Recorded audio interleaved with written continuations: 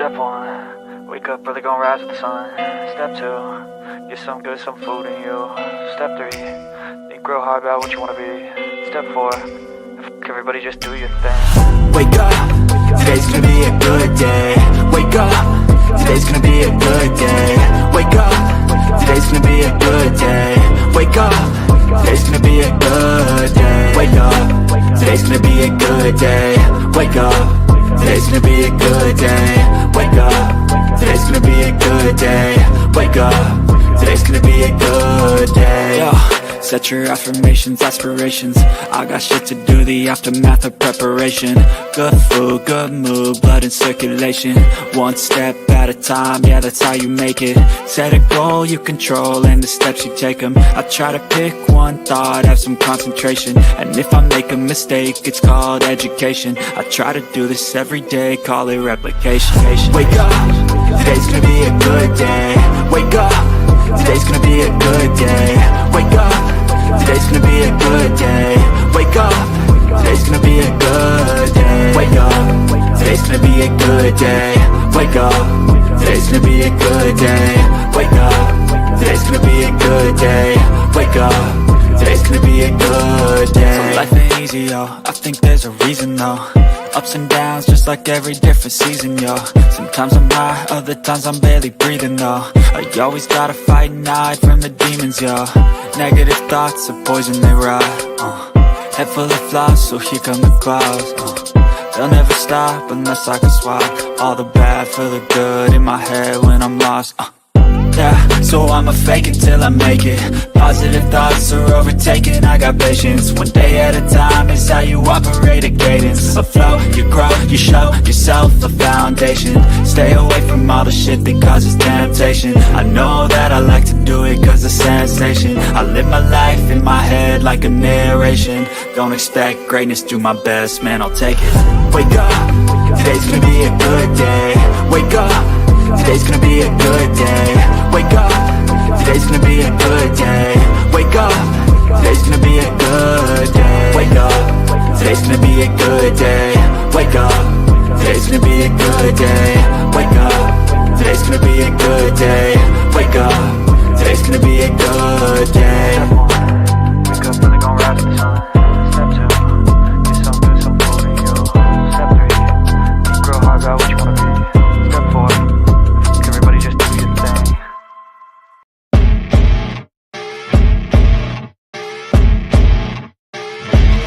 As you wake up in the morning, you want to find the latest, greatest information about criminal cases and have an intuitive conversation about the suspects associated with these cases. Head over to the Bullhorn Betty channel on YouTube.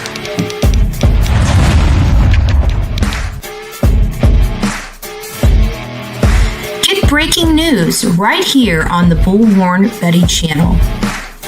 Welcome to the Bullhorn Betty Coffee Club. Enjoy your stay and enjoy your day.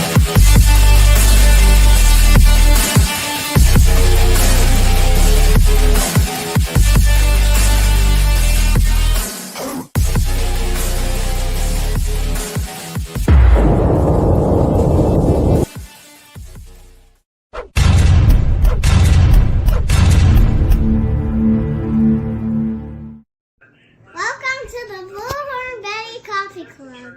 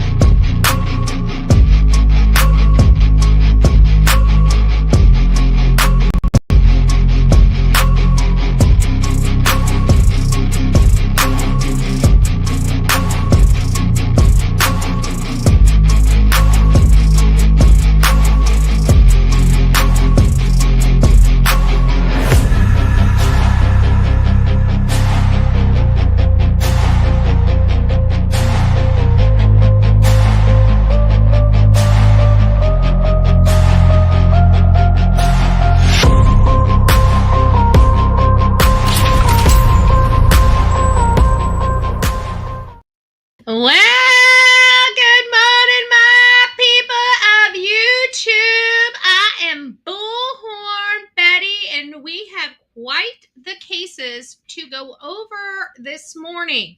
If you guys haven't noticed, yesterday we went over the Sebastian Rogers case for an extensive amount of time. I had an over-aggressive agenda that's probably going to take us all week to get through. I just thought I'd throw that out there. And I was just going to pull it all into one show. I don't know what I was thinking because we only got through like 5 minutes of Dutch's interview and it took 3 hours. So I'm just saying, I don't know where we're going with it, but this afternoon, 3:30, we're continuing going down. We're going back to the beginning, folks, because the story has changed so many times. And now that we've stepped away from the case for a little bit, I'm starting to see stuff I didn't see before. So if you guys would like to learn more about Sebastian's case, as many of you know, we are gearing up to do an event at the governor's mansion. Right now, I'm still trying to get the committee together. I still have things to do on my end before we get the committee together. And, I've got, to be honest with you, because of the size of the size that I want this event, I need to actually call an attorney to make sure I'm dotting my I's and crossing my T's, because I don't know, because we do have to have insurance. We do have to take full responsibility of our event. So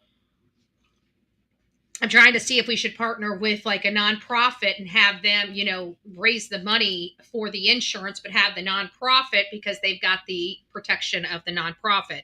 So there's other details that I'm legally going through in my head that I don't anticipate my audience having a whole lot of knowledge related to. If somebody does, maybe you guys can advise. But the way I'm looking at it here is it's going to be one of two things. I'm either going to incorporate for this event, which is a small little, small chump change, just to get the protection of the incorporation and the general liability insurance that we need out there. So there's just some minor stuff that I just need to work through.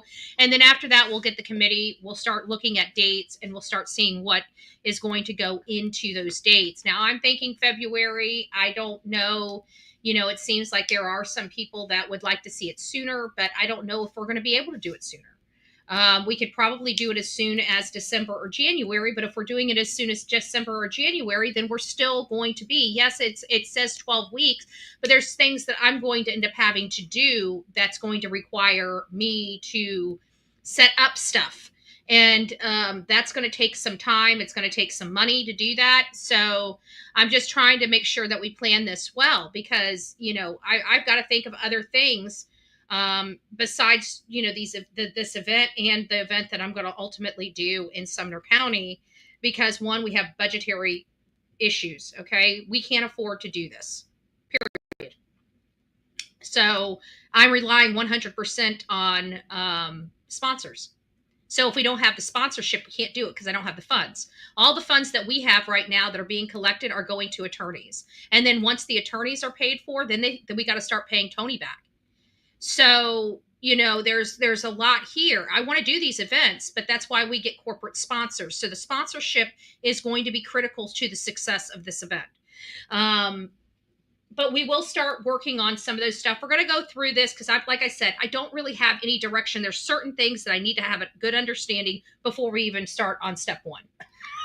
just to let you know. So I'm not dragging my feet around here and I'm not pushing this off. I'm just making sure that we are dotting our I's and crossing our T's, much like I do in our research. So I just want to make sure that 1, we can do the event, 2, that the event will be successful, and 3, safety of the individuals at the event are all top priorities of this event. So let me work through those things and then we'll start working on the committees. Now, I will tell you, I've lost some of your emails. I know there's several of you guys that want to be part of this committee. Please don't lose that faith. It's just that, like I said, I've got some other things that have to be going through. All right. So I just want to tell you all good morning. Thank you for allowing me to give you guys some updates this morning. Lisa, it's nice to see you, followed by our beautiful Melanie, our beautiful, the real me too. And then Lisa's like, wait a minute. You're calling Melanie beautiful. You're calling the real me too beautiful. What about me, babe?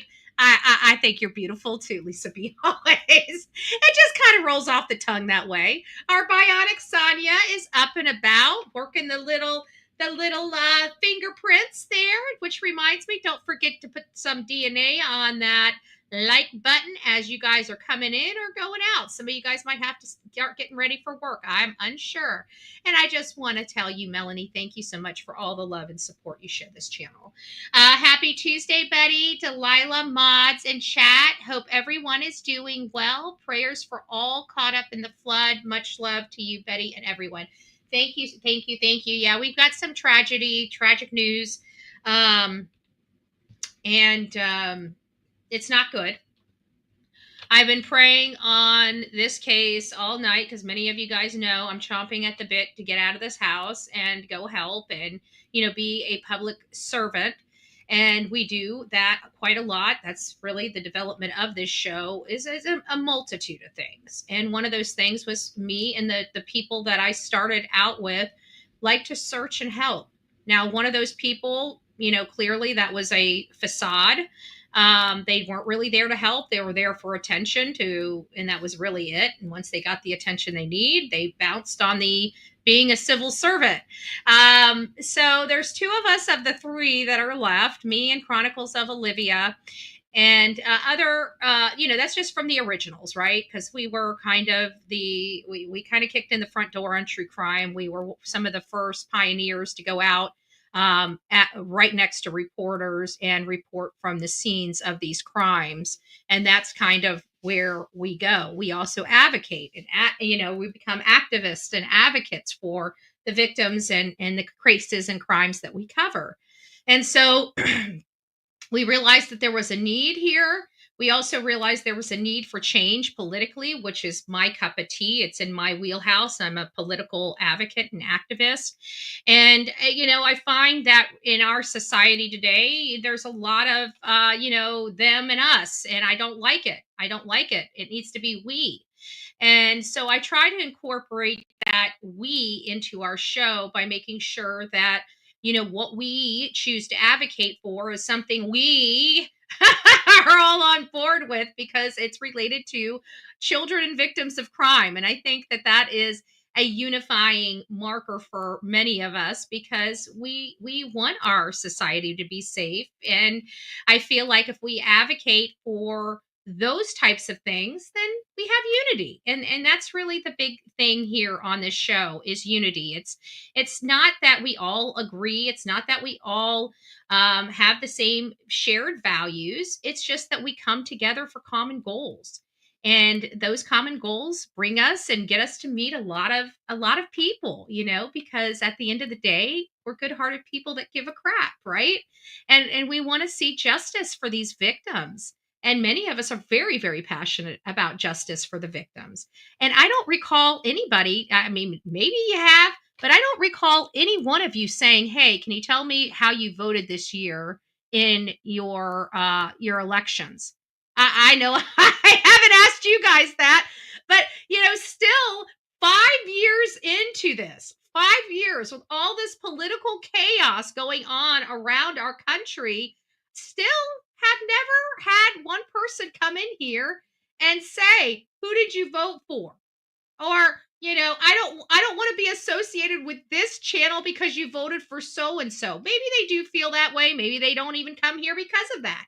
But you know what? At the end of the day, you're not going to help somebody or be a decent human being and advocate for the same things because you don't like how somebody votes. Like, I truly believe that says more about you than it does about anybody else. So that's really being part of the problem, not part of the solution. Just in my opinion. And we've got people out here in some despicable display of humanity. One being a preacher's wife right there from Texas that basically says all the white kids deserve what they got. And we have another physician out there basically that's fired from her job, basically saying that she hopes all the people that have washed away that voted for Trump get what they voted for. This really shows you the lack. A physician that absolutely put their hand up saying that they were going to make sure you live. How do you feel? I would be a class action suit for that physician. If any of your children and you voted Republican or conservative and your child didn't get better or something happened to your child while they were visiting, I'd have a class action suit. Because that's the kind of physician that would do something to your child because of the way you voted. That's some sick nonsense. And trust me, you're not wrong. Okay? These people that are out here that make these things, there's something wrong with them. There's something wrong with them. That lady does not need to be around children ever again. If I find out where she lives, who knows? When I'm bored one day, I might just go pick at her house. I don't know. There's no place in our society for garbage like that. And if anybody sees that, report it. Report it. I don't want to see that these children were innocent, even if their parents voted for Trump or Biden for that matter. Who cares? Who cares? They're still children. They didn't do it. They're innocent. They're so innocent. And it's hard for me to hear people talk like that. It really is. Like, I really want to hurt somebody when I hear that. Dawn, it's nice to see you. Little Orange Man, hey. Wild Wolf up in the house. Hey. Sonia, Gigi for life. Phil, it's nice to see you. Detective Whiskers, good morning. Rod, good morning. Eeyore Blues, it's nice to see you. Who else do we have in the house? We got Frank Houston. It's nice to see you. Good morning. Christy, it's nice to see you. Peggy, Laura, Canadian True Crime. Good morning, my love. I hope you're doing well. Kathleen, VA, Meow. It's nice to see you. Stephanie, Mary, good morning. Good morning, Ruby. It's nice to see you. Aw, our beautiful, sweet Misery. I hope that, I know you're a little closer, not quite, but you're a little closer there, and I hope you stay safe and everything like that. So it's nice to see you. Travis, it's nice to see you. Hi, my friend. Have a great day. You too, Travis. You too. Mickey Shell blessing us with his presence. It's nice to see you, my love. I hope you're doing well. Who else do we have? Carla's up in the house. It's nice to see you. Good morning. 17 months. God bless you. God bless you. We're going to have to do we're going to have to send you I don't know, cupcake. We're going to send you a cupcake. I might come up with a new jingle by the time you turn a year older. We got what 17 months? What does that leave us? 7 more months before you hit your 2 years. Rhonda, it's nice to see you. Good morning. Connie, it's nice to see you. Pussy Willow Pendercat, good morning, my love. Good morning. Eeyore Blue, 8 months. Thank you so much for your love and your support. Tammy Crimes up in the house. It's nice to see you, my love. Good morning. Good morning. Peggy, 10 months. 2 more months. We'll be singing you a birthday tune. Prayers for Sebastian and Seth. Amen to that. Lisa, good morning. Eeyore Blues, thank you, my love. Thank you.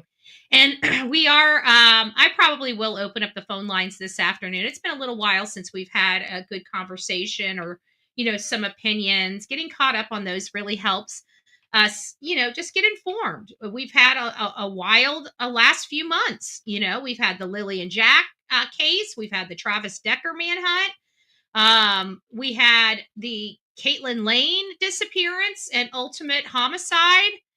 We had, Brian Koberger's plea. It's just been wild. It's been wild. So now we need to get back grounded and start getting back into the swing of things. And so we're going to be talking about Sebastian. We're breaking the case back down. We're getting refreshed on the case, and we're going to start strategizing on the case.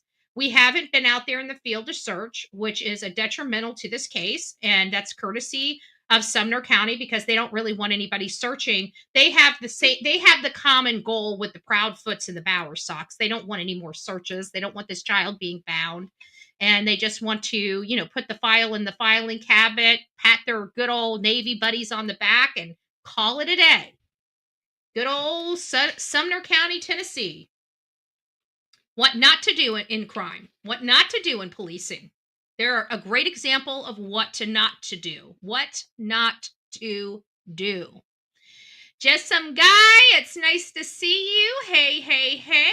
B Betty fan is up in the house. Our beautiful Pebbles. You're beautiful too, B Betty fan. And so, just some guy. I don't know if you're really just some guy, if you're handsome or if you're beautiful.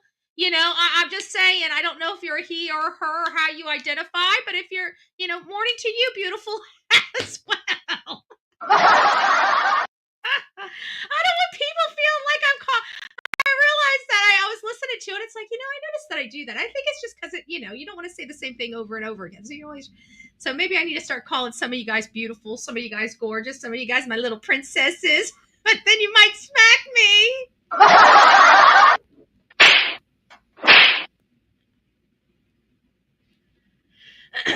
I'm just trying. Nancy, it's nice to see you. I can't believe he's still running. He could be in a nice home with another person, in my opinion. I don't know. Betty, FYI, Kerrville, Texas has requested no more volunteers to come down. So you can stay home, LOL. They need donations, food, clothing, and cash. That's something. I know that they had some GoFundMe stuff set up. Maybe we can get that. Yeah, I was praying on it.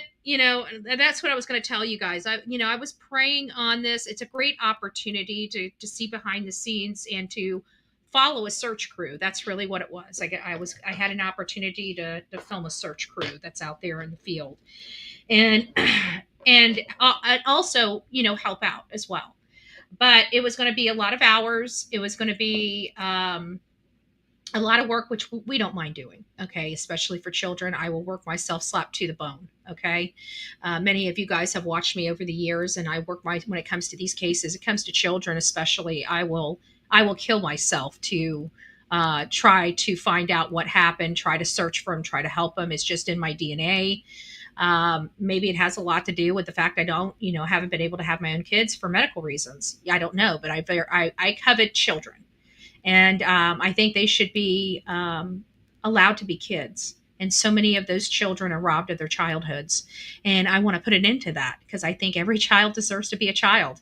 And I think every child deserves to live in peace and harmony without knowing what it feels to feel pain from their parent, or the impending homicide charge that somebody in their family may get in the future. Because let's face it, these children, the statistics show us that somebody that they know, usually a parent or guardian or caretaker, is responsible when they disappear and are deceased. The majority of the time. So we have to always look at that angle going into these cases. And it's just a standard practice for me. Okay. It's just for anybody, for any case. Who are the people in and around this person's sphere of influence and world? Who are the closest people? Those people are the ones I look at with the most scrutiny at first. Absolutely the most scrutiny. It is just my standard operating procedure. Just FYI, I have procedures. I follow I do this. I do the same things over and over again. Okay. They work for me. They've worked for me for all these years. We are spot on in a lot of our assessments. Don't always, those earlier assessments are a little wonky because we're just getting attuned, but we're digging and digging and digging. But when we assess something and we get a good understanding, like Caitlin Lane, I know exactly what happened now. I know exactly how it transpired, how it went out. And I was only there for 2.5 days. Got a good understanding, followed the timeline. I know where all the discrepancies in the timeline are. I know everything. I'm now intimately knowledgeable about the Caitlin Lane case. So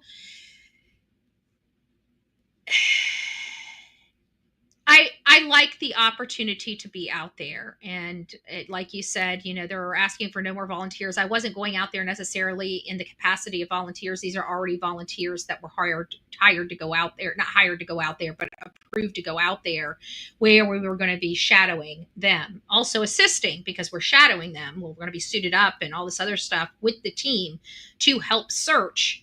So we're part of it, but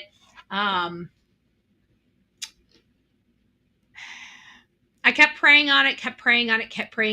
And then I got up this morning And so I sent the person that had reached out to me a couple questions. I still have not said no yet, because again, the people I'm going with are already been approved to go in there to assist. They're a nonprofit. They're a well-known nonprofit, and we just had a rare opportunity to shadow and assist, and to film. We got approval to film. So I, like the whole story's pretty much wrapped up so I could get out there. But again, it comes down to, we just got back from one trip, and, I've already been absent from my show quite a bit, over handling Caitlin Lane and over handling Daniela Mendiola. So I'm really, this is where my conflict is. So I don't want to talk about it just yet. I want to get some more information on what my answers responded to, and then I'll decide. But again, it really doesn't have anything to do with us going out independently and helping. We're actually going out with a nonprofit, and we were going to be kind of shadowing them with our film stuff, our film equipment, as well as assisting in these searches and asking questions as they're searching. It was going to be a rare opportunity to get with SARS and, pick their brain. Like, while we're out there, if they do this or do that, we can ask them why. We can learn a lot about what they're doing out there. And the educational aspect almost is a very, is a major factor for me as well. So we'll see. I haven't declined just yet. I'm still, like I said, I'm processing a lot. I don't want to make the wrong decision, but I always find out when I do something like this and it takes me this long and I'm processing every angle, I end up making the wrong decision. It never fails. I feel like no matter what decision, like I'm starting to say, okay, this is my first decision, I'm going to go with this decision just to try to help, level the playing field, because I know I'm a horrible decision maker. Does anybody else have that problem in the chat? Are you guys a horrible decision maker? Passion Flower, who's your mama? Libby, it's nice to see you. It's nice to see you, my love. Pebbles, hey.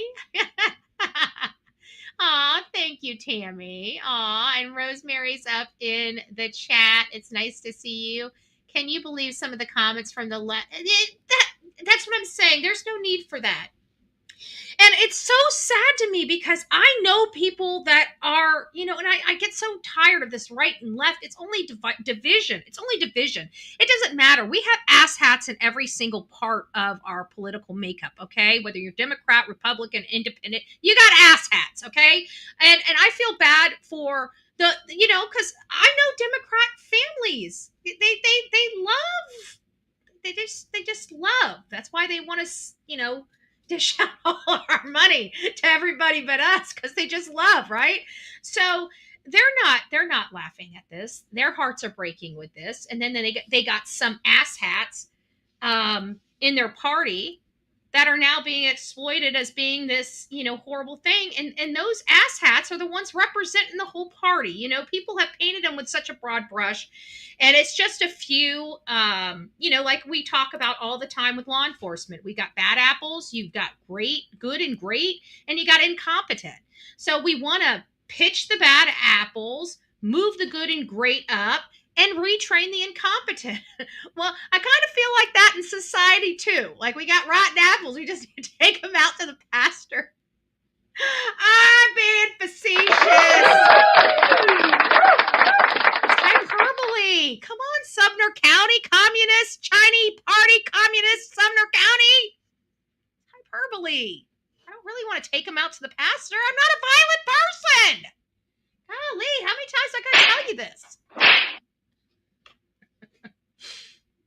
BHB, read above. Okay, read above. I think you're taking me back to that, to the comment you had about the thing. Thank you so much, Detective Whiskers. I appreciate that. Drippy Sickle, Justice for Lilly and Jack. I'm kind of trying a different name.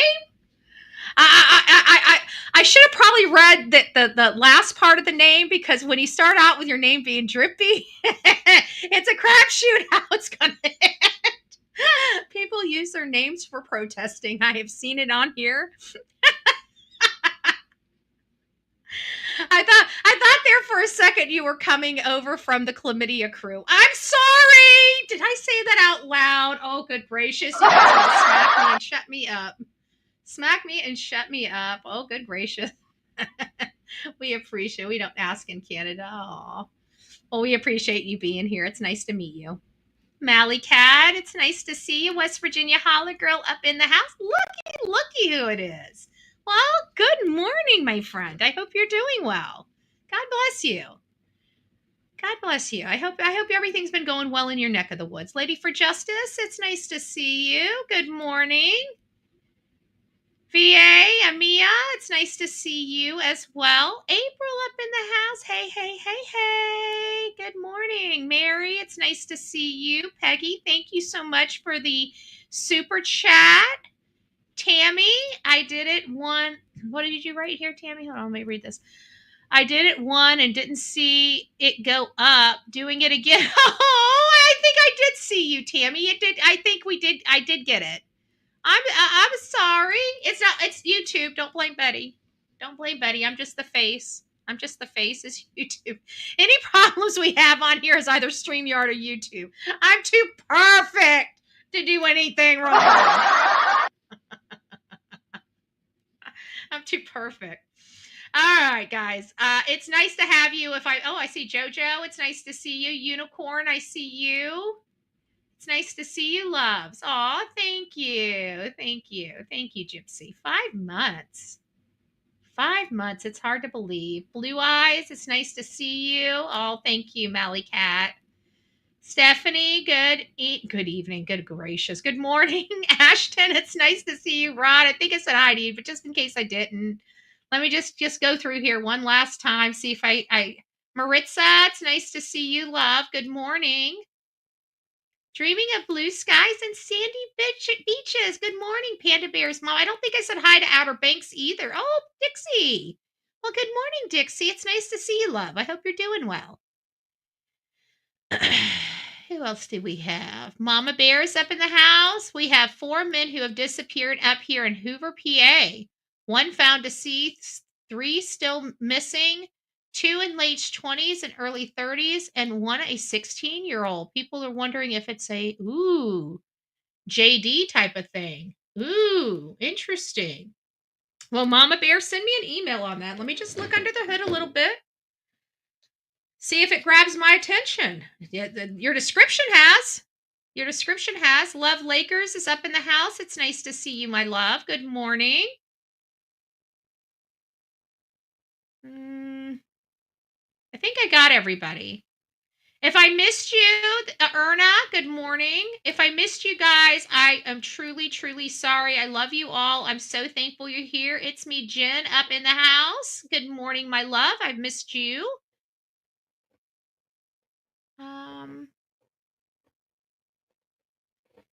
And a big shout out from somebody we don't see, our beautiful Emma. She's still here monitoring. I just wanted to say hi to her and that we still love her lots. Michelle, oh, thank you. God bless you. Skittles is up in the house. It's nice to see you, my love. Good morning. Lisa K, good morning. I missed a few of you.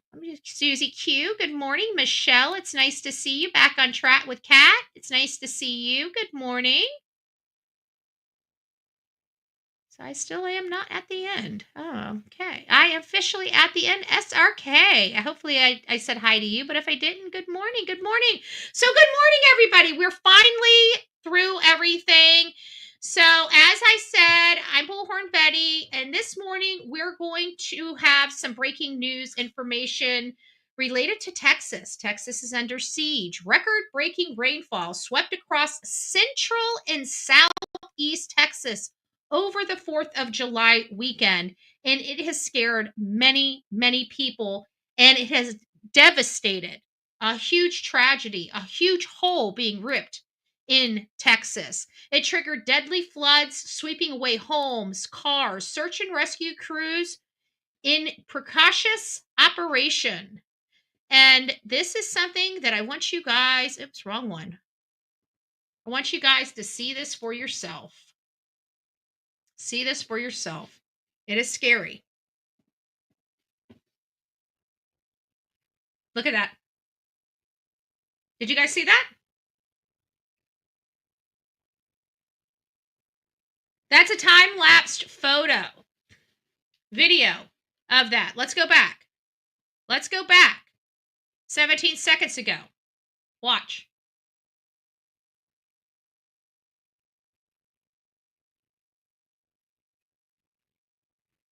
And it was, I watched a video where people knew that this, they had gotten the warnings. There were warnings. Don't misunderstand me when I said that there was no warnings down there to the camps. You got to remember, these summer camps, they usually don't have access to TVs. You're not allowed to bring your cell phone. Oh, Mike, thank you so much. God bless you, my friend. God bless you. You're not allowed to bring cell phones, so it's the responsibility of the community to typically send an officer down to physically notify them. They didn't have a whole lot of time. But those camps down there, those summer camps have been going on for years and years. Why weren't they physically notified of the dangers, hours, just enough time to give them an opportunity? They failed. That's the problem. And I know that when these failures happen, they're accidents, okay? Nobody anticipates dropping the ball. But what does this come down to? This comes down to, planning and practicing. A lot of people don't realize that our government employees do mock situations. Our governmental management, typically does mock situations for, say, hurricane protocols and tornado protocols or earthquake protocols, depending on what part of the country or region you're in and what natural disasters could affect your region. And so I do believe it's lack of training, because these things don't always happen. But it's my understanding that this is Flood Alley. This is a very common place for this to happen. And my understanding is that law enforcement should have gone down there and sent an officer or a few officers to inform the camps of this great flood event that could be taking place. They knew that there was a potential for the floods on the second and third. The second and third, 72 hours before it actually happened. So they absolutely had enough time to get people down there to those camps to inform them that they're in great risk. They need to move their campers to higher grounds. They overlooked that step. Do I think they intentionally did it? No.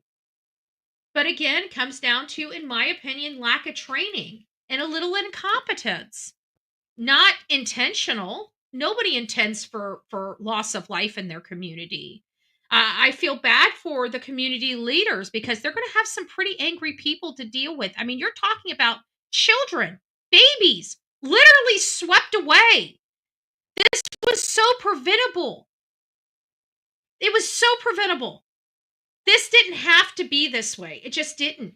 And I don't want to push blame, because there's still a lot of children that need to be reunited, a lot of families that need to be reunited with their loved ones, and they're coming home in body bags. And it's very, very sad. It's very heartbreaking. And you know what's killing me the most? It's the children's count. Okay. I'm sorry. I not that I want any adult to be injured or hurt, but me personally, as an adult, I can handle it a little bit easier. Okay. I can cope with it a little bit easier, knowing that they're adults or grandparents, right? Not that I want it to be. Don't misunderstand what I'm saying. I'm just saying I could deal with it a little easier. But when you see children with a comma and 5, I'm getting goosebumps saying it. I'm literally covered in goosebumps. Or a comma and 9. There's just something with that strikes a chord in my heart. Okay? And I think it has to do with, not that we ever want adults to ever be injured, But we know that if they had an opportunity at life, and these beautiful, innocent children were robbed of theirs. And I think that that's what makes it so difficult for us adults to deal with the children. We're easier, we seem to have ourselves more put together and able to psychologically, mentally handle adults. But I don't think any of us have ever been prepared for the children. Yet we cover a lot of children, and it makes it very hard for us to do. So over 100 lives have been lost right now. I think as of this morning, when I looked at the count, I think it was around 6:30. We have already surpassed the 100 lives. I believe it was 109, if I recall. Actually, I might have this up right now. Hold on, I'll tell you what it was. Let me see the title of it, if they didn't change the title on me. 104, excuse me. So the title that I read was 104 deceased in Texas from these floods. So again, lives have been destroyed and turned upside down. We have over 100 lives lost, dozens still missing, including campers in Kerr County. Property damage is mounting. And here's a look at what happened. So we're going to move it on over to the sheriff out there. Drop my audio. I don't think I'm sorry. I don't think StreamYard is going to have the ability to fix all the issues they have with their program. I really don't. I think they're going to end up losing a lot of subscribers because they can't handle the volume. Just my opinion. Please note that Highway 39 of an Old Ingram Loop remains closed to the public. Other than those who live in that area would not be allowed out there. I will now turn it over to Senator Cruz. City Manager Dalton Rice.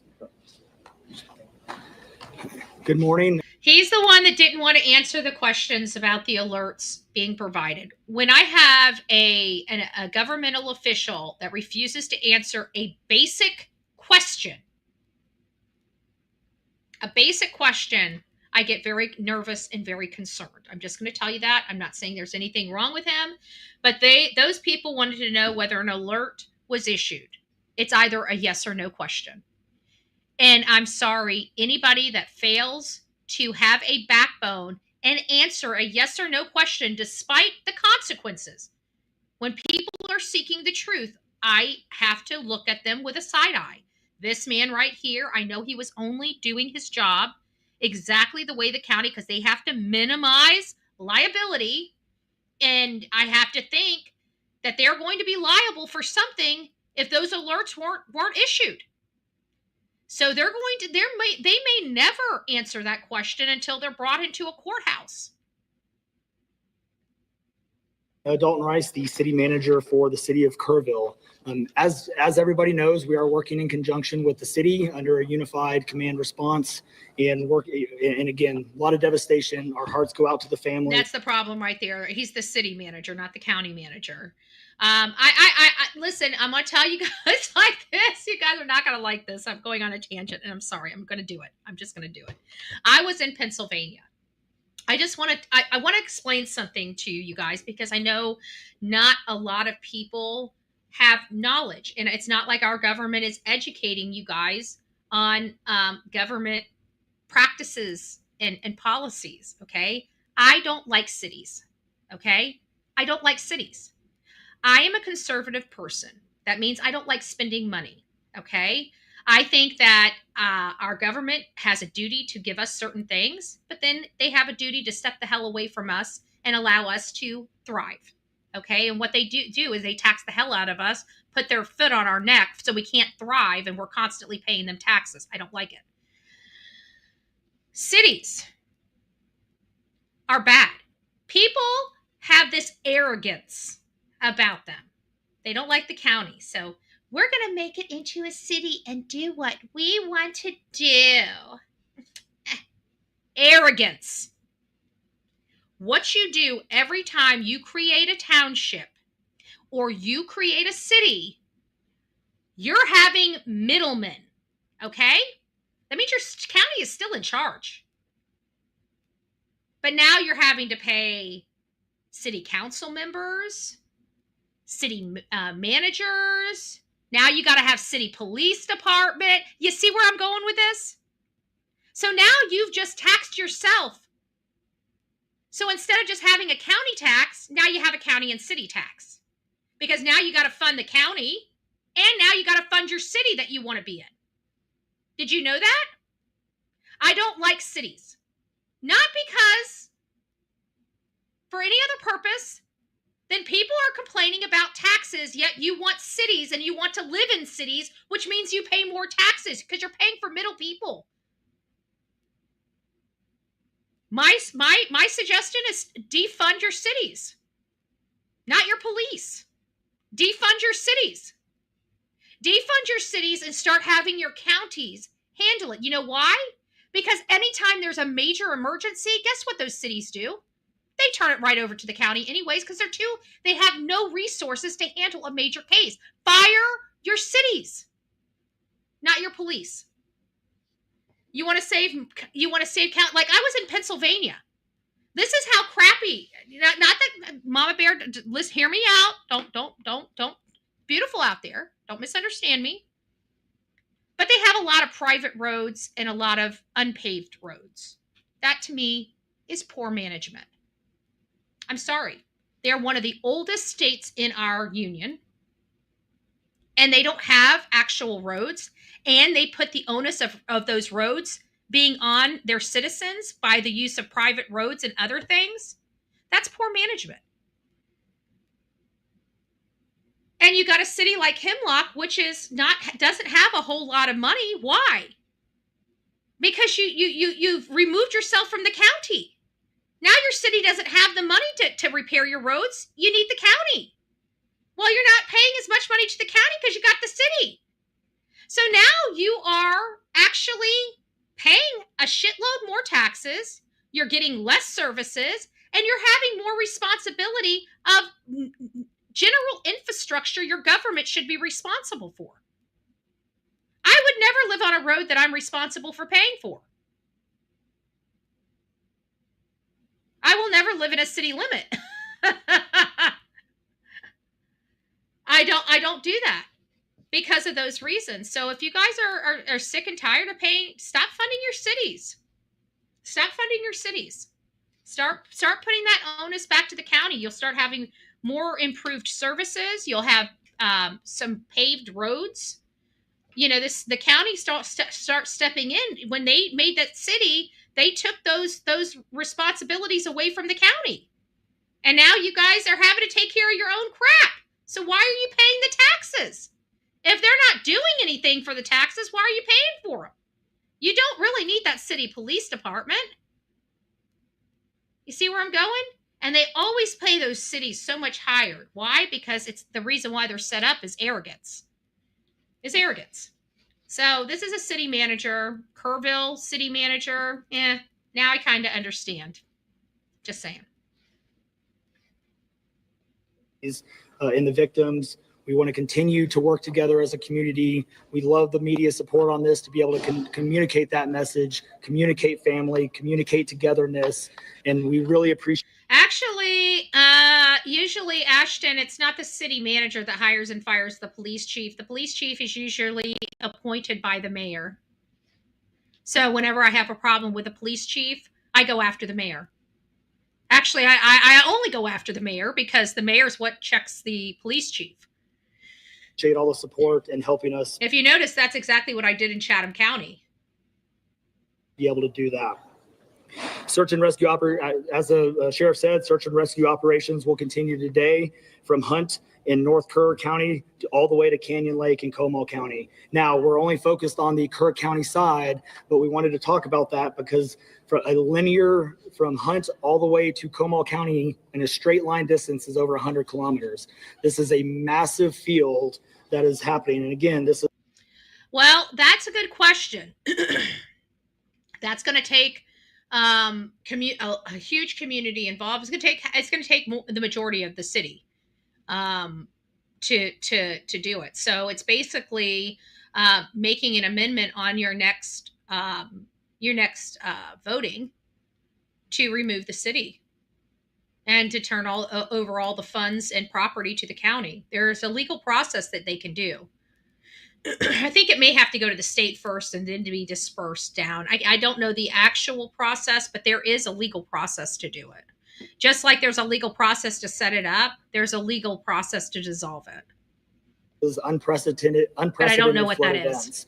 So we are still currently in the primary search phase, which is the rapid one.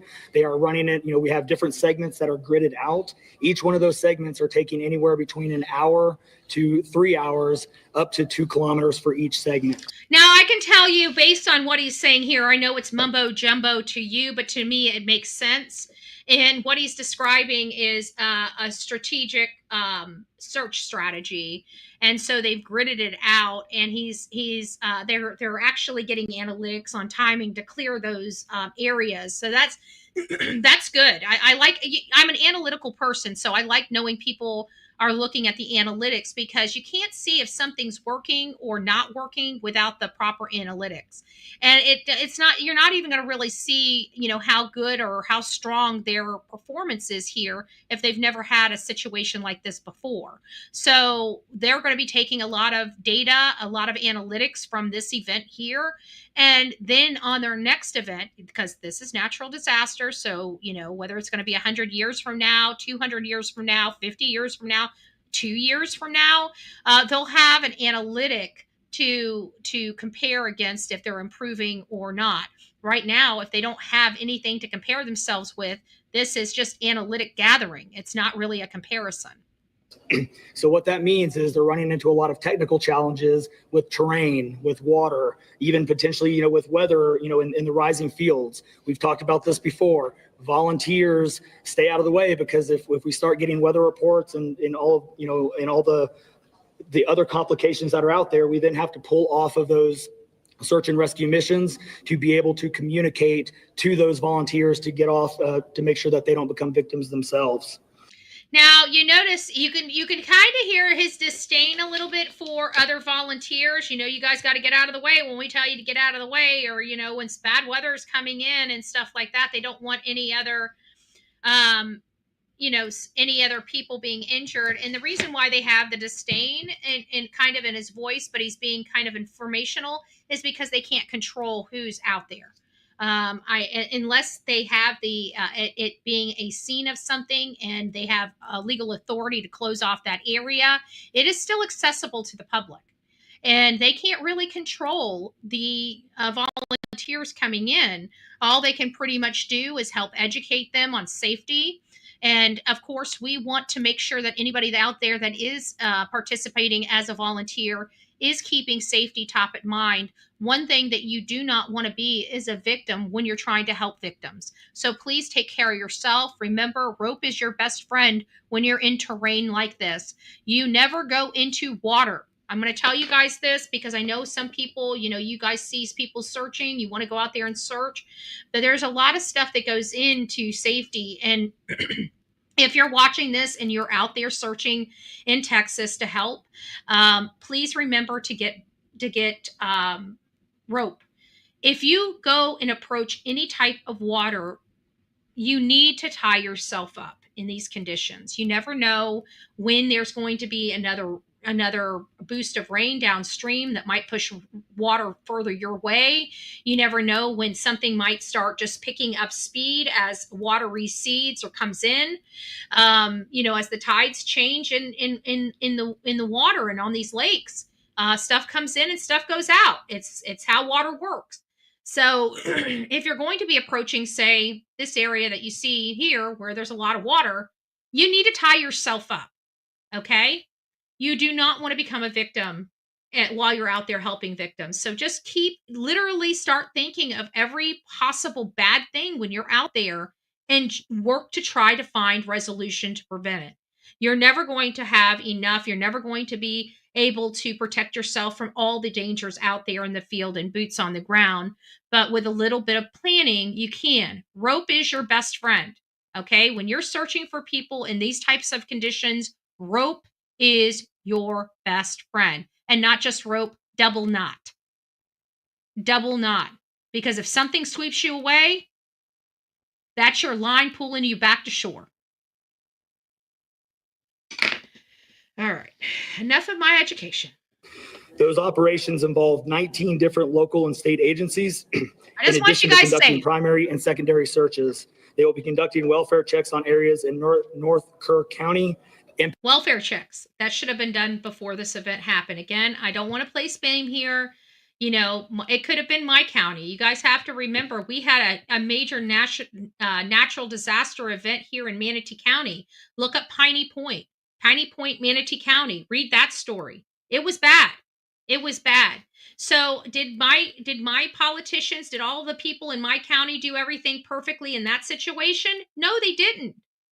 No, they didn't. Did they do their best? They did. Am I going to say that this county is doing their best right now? Yes, I believe they are. And so I know that there are people, the reason why I'm bringing it up is because people, oh, hey, Pete, it's nice to see you, my love, is because, oh, thank you, Lisa. What does it say? Can governor declare the area? He probably already has.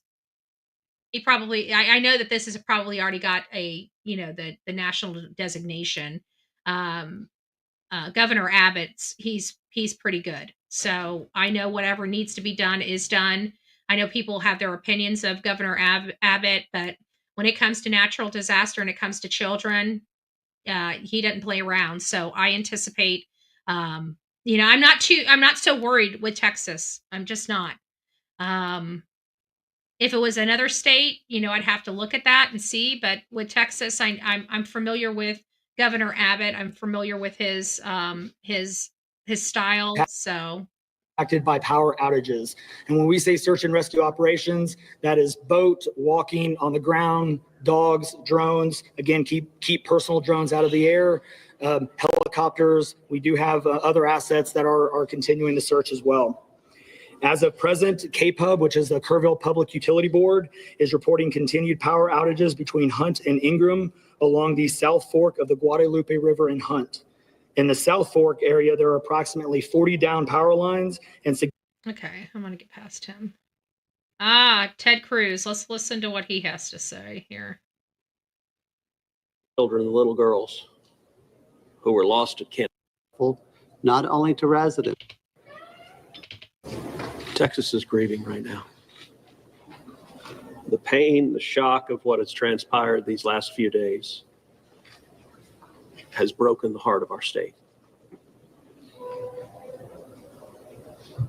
As of yesterday, his demeanor, I think the reason why, I kind of have a love-hate relationship with Senator Cruz because he reminds me, I like him because he reminds me so much of my Uncle James. He really does. My Uncle James, he passed away on September 11th, 20-year anniversary of 9/11. And so he has so many hallmarks of my uncle. I like him. But I'm not a Ted Cruz fan. I'm just not. But I can't say that because he reminds me so much of my uncle.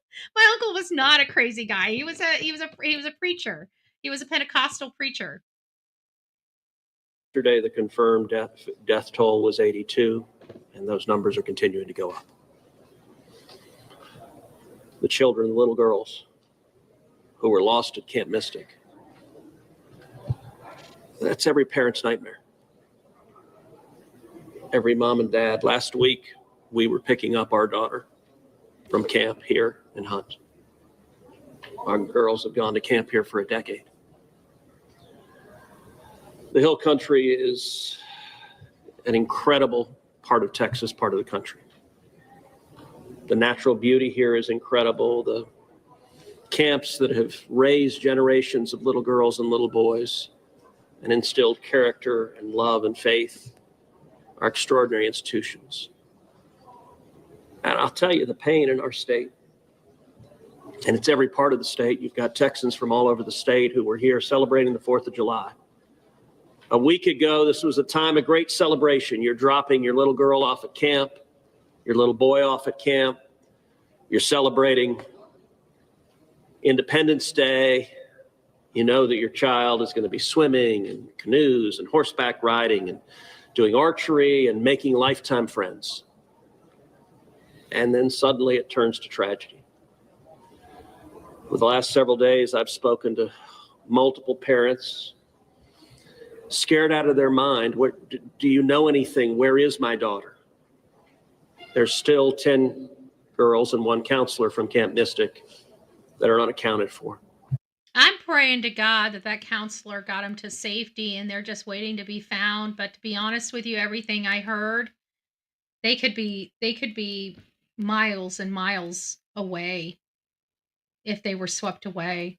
Yeah. Yeah, I'll talk. Yeah. That's like I said, a love-hate relationship. And the pain and agony of not knowing your child's whereabouts, it's the worst thing imaginable. Yeah, but what are we doing to get him home? Okay, we're done with that. Let's get to let's see what the manager has to say, and then we'll wrap this part up because I've got three or four other from the National Weather Service. What did the emergency managers of the county and other local officials do with that information starting at 1:15 and onward, where you had the dire river forecast at 6:30? Were emergency managers doing anything to put any processes in place to warn people on the river? So overall, we were preparing for the July 4th, weekend. So we had National EMR on site. And you got to remember that. I mean, the preparation of July 4th and an aspect of law enforcement is a pretty huge ordeal to undergo. And this was just horrible timing. They may have been short-staffed because of all the preparations for July 4th. Maybe it really explains why there wasn't a personal contact to these camps. It was just the perfect storm of events. We were, basically stood up kind of a incident command post, if you will, to prepare for that event. So everybody was kind of up looking at weather. We looked at the weather before. When you looked at the National Weather Service, flood map, it spanned all the way from the west side of Texas, with Kirk County kind of being in that upper northeast corner of it. And so everybody, including the National Weather Service, was looking at where's the rain going to hit. We know it's somewhere in here, but with rain, especially when you're dealing with terrain, you got to figure out, sometimes you don't know until it falls. So once it starts falling, then you got to figure out, okay, how's the watershed going to do this? How's the science going to work? And when you had that north and south fork that we had talked about before, it all converged into one. We do know that a lot of the camps were looking at this just as much as everybody was. With the rainfall percentages, even the National Weather Service had looked at, and don't quote me on the numbers, but it's anywhere between 1 to 7 inches. We got significantly over that. And again, when it goes into because they got feet of water, not inches of water, feet of water. 20 feet of water, from what I hear, rushed in a matter of an hour. Most of our houses are 10 to 12 feet high. So that means the majority of the homes were already underwater within an hour. That's how significant this was. Congregated areas and how that watershed shifts into the rivers, that impacts things. And so the camps, obviously, we've heard stories where campers were getting up. They were up at 3:30 in the morning. They were trying to move to higher ground.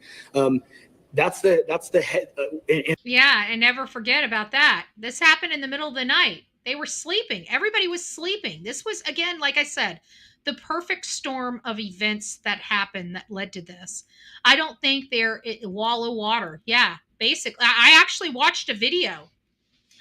I wish I would have downloaded it. Did I download it? Hold on. Let me see if I did download it. This was insane. It was on TikTok. And these people, they look like they were on top of like a mountain or some higher ground. And they were all there. There were several of them. You could hear them all talking in the background. It was like this lookout spot. And what you do is you get there and you watch this flow of water just rush in. It's completely dry and it's around a corner.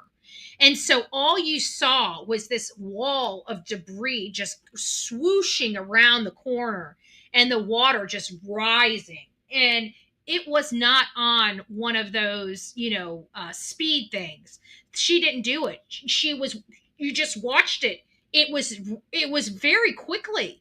When it came around that corner, you could hear them like, "Oh, do you guys hear that? Do you hear that? That's the debris." You could hear them talking about it before they even saw it. So I couldn't hear it in the video, but you heard them all talking about it, and it's like, "Oh, there's some debris coming around right now."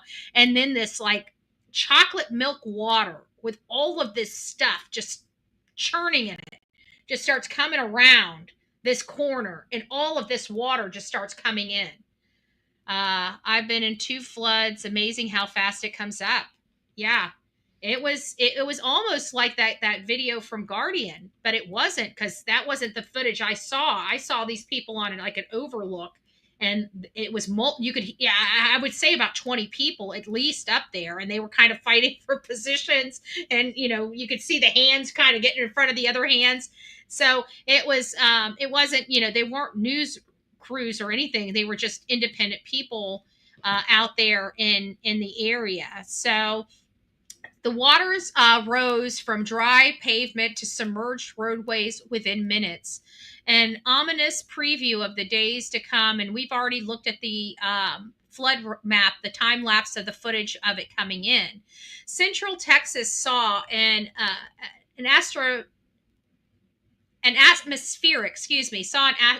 atmospheric river stall over the hill country, funneling pause after pause of pulses and pulses of thunderstorms, sometimes dropping 15 inches in a single event. So we have certain Texas officials that are giving you updates on the deadliness of the floods, and we've learned that over 104 people as of 6:30 this morning, and I anticipate that number being high and ending today even higher than that. This is very, very much a tragedy and a tragic event that has happened in Central Texas. This includes 28 children from Kern County and rising numbers of missing. We've heard that they found over 20 campers and counselors that are deceased from Camp Mystic, which housed over 700 campers. So they were hit the hardest. And even with that high, I think they're at 21 or 23 campers that they've located and identified, there's still 10 children and 1 counselor missing, making it or marking it to almost 40 campers that lost their life from Camp Mystic. I don't know if it'll be that high, but it's going to be in the high 30s to low 40s with the campers that lost their life. These are children, and the children were ages between 5 and 9 years old. This is, it's awful. It's just awful.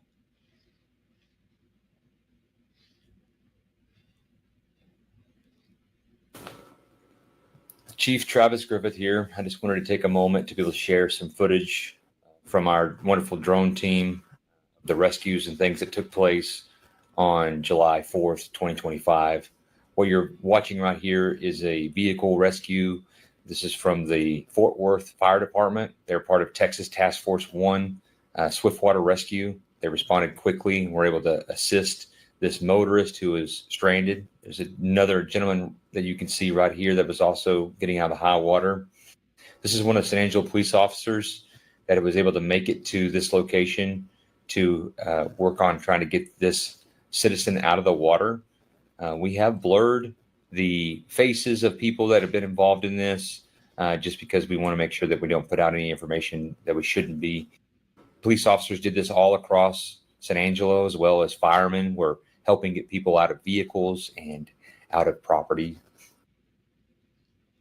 This is the Texas Task Force 1 Swiftwater Rescue again. This is a father and son, a very young son that is stranded, holding on to a pole.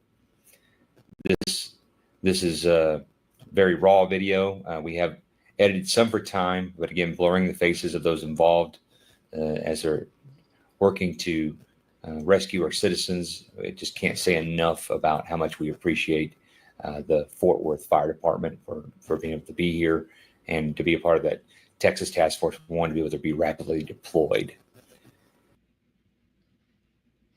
The videos that you're going to see here is just kind of giving an overview of the extensive amount of damage. And I want you guys to think about this. Let me just go back just a hair. I want you guys to look at that right there. That happened in under an hour. That has to be awful. It's got to be pretty stinking scary to literally, say, hey, kids, let's get some stuff together. We need to leave here. You have an opportunity to grab a few things and you open the door and water's coming in your windows. Think about that. Think about that. Overview of the extensive amount of damage that was seen at this time frame. This is just after the early morning hours. The waters were very high and Still the extent rising. of damage was significant. This is just one part of the town that was being affected. At the time, we saw extensive flooding going on up north. This is our armored personnel carrier. It's a rescue vehicle we use in case of shootings. We were using it to get through high water and rescue people. This is a rough estimate of the major water flows, not all of it. This is major water flows that we're showing of swift water that was coming through the area. Right through the heart of their town. There's not even a river there. What you're viewing here, Look at you see that. Houston Hart there. There's not even a in the blessed upper left river hand, there. and Bell Street there in the center. There, like you would expect like a river to overflow. There's not even a river there. And the water was just coming from where? That is insane. Just insane. Just insane. All right, guys. So we're kind of getting to the end of this segment, and I'm sorry it took so long. We had a lot to go over with this. This is a breaking news case. There's a lot of people that are being affected by this that are in our own audience. They know somebody. I didn't even know I knew anybody that was affected by this, but from a phone call yesterday, I find out that is untrue. That I actually one of my friends that rents out a property for an Airbnb. These people had booked this property they were from Texas, booked this property like 3 or 4 months ago. So obviously this wasn't a thought.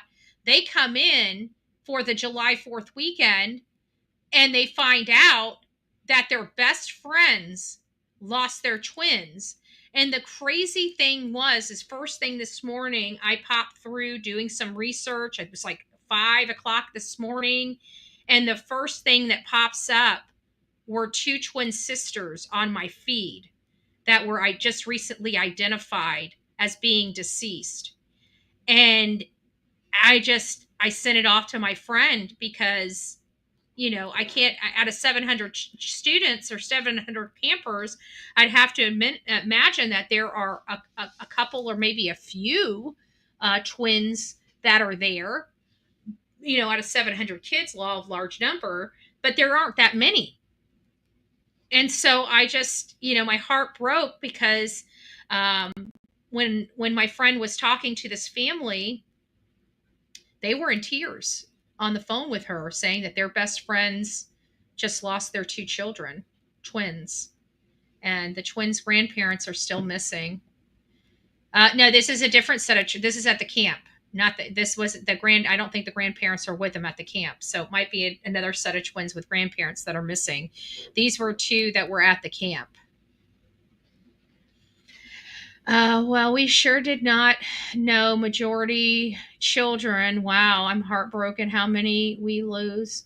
Wonderful. Yeah, and then you have these people, these adults saying that those children, those innocent babies deserve this because of something to do with politics. To me, that's disgusting. That's disgusting. And I wish people that hope this upon, I hope it back upon you. Right?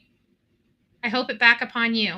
Oh, yeah, we're getting very, very close. If you guys haven't subbed up to the Bullhorn Betty channel, please consider doing it.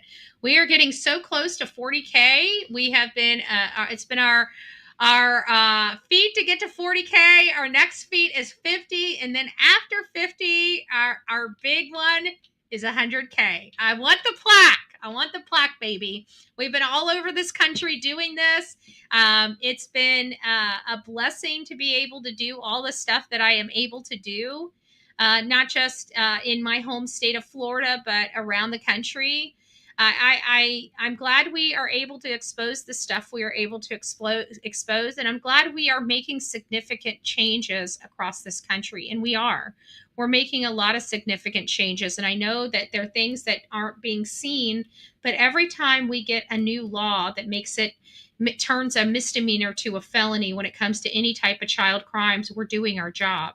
We're making a difference. We're affecting change. So every time, especially in Tennessee, which had sweeping laws to children in their state, and I've looked at a lot of different states and their laws that they were going to be enacting on July 1st, and Tennessee was by far the winner chicken dinner of increasing child crimes. So very, very happy that there's a lot left to be done in the state of Tennessee, but this year, I feel like out of all the 4 years we've been in Tennessee and been fighting for change, I feel like finally we're getting the changes in the right direction in that state. Do I think it's wholly because of the Bullhorn Betty channel? No, I do not. It takes a lot of people getting passionate about an item to get this far. But I do believe that we absolutely helped drive the conversation because we were so passionate about the children and so passionate about, imposing this persona upon the state of Tennessee because they weren't doing anything about it. So we were making campaigns. We were doing campaigns like, if you want to disappear your child, go to Tennessee. We were doing things like that. And the reason why we were doing that is because we wanted to be sarcastic. We wanted to be rude to Tennessee, because the only time you're going to affect change is when you become a boil on the politician's butt. And when you got 2,000 people saying, Bullhorn Betty saying people should move into your state because it's the only state they'll get away with live children. Well, they're kind of thinking, who's this Bullhorn Betty chick? Well, she doesn't look like she likes this state of Tennessee too much. What is she saying? Oh, this ain't good. But it's not just me. It's others that are mimicking my same concerns in the state of Tennessee. So I'm happy to see that. I think we need more, and hopefully we will start getting some more. But it's not just Tennessee. We need these changes happening all over the country. It's just we're picking on Tennessee right now because we have the majority of our cases in Tennessee that are unsolved. It'd be one thing if they had these laws and they were solving cases and people were going to jail. But when you have these stupid ass laws and people are being able to live their best life ever after unaliving their children, there's something wrong with the law. It's no longer effective when people just have to hide a body well to get away with a crime. So.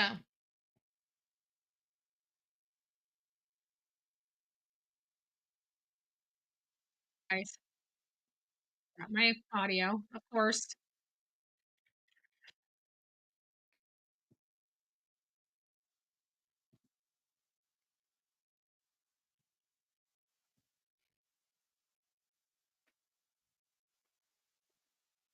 Including volunteers on foot and horseback. If it was my babies, I'd want somebody looking, so that's why I'm here. Dozens of children have been confirmed dead, with another 10 campers and one counselor, as of this morning, still missing from Camp Mystic, a Christian girls' camp. I've lost near friends, best friends, my boss, my godchildren, my house, my car. The camp, perched along the Guadalupe River, saw floodwaters rise 8 meters in just 45 minutes. 2 hours north in Kingsland, Texas, this time lapse shows just how quickly floodwaters rose. You know that your child is going to be swimming and canoes and horseback riding and doing archery and making lifetime friends. And then suddenly it turns to tragedy. With the National Weather Service saying their flood warnings were timely and accurate, questions about weather alerts reached those most at risk remain, with the mayor of Kerrville, Texas, admitting he never received one. Yeah, never received one. Again, we've got problems here. And I don't want to condemn a community that's already suffering, but there's without a doubt room for improvement. This was a deadly flood event. They knew it was going to be significant and serious, and somebody dropped the ball, and alerts that should have went out or didn't go out rather. So what do you do? I don't know. This is a hefty price to pay for a lesson to learn. I'm just saying, I'm sure there's a million things that they will do different next time, but next time may never come. It mattered this time. And, we unfortunately are going to need somebody to blame for this. That's just how our society works. So somebody is going to be held accountable for this. Is it going to be the city, the state, the weather center? I don't know. But somebody's going to most likely, that's just how the world works. Somebody wants somebody to blame. There's a lot of young, beautiful children that were having the time of their life that lost it. And I don't know. All right, guys. Well, we're going to now move on. We're going to continue to keep Texas in our thoughts and prayers. Thanks. It's me, Jen. She gifted a Bullhorn Betty membership. If you received your Bullhorn Betty membership, don't forget to tell it's me, Jen. Thank you. And for the lucky recipient of this coveted Bullhorn Betty membership, welcome to this crazy family we call the Coffee Club, i.e. the Insane Asylum. Grab your straight jacket and your padded room and welcome aboard. Welcome aboard. So now we're going to be moving over to another very devastating case. We were just in Texas. Now we're going to migrate all the way up to Washington, to the state of Washington.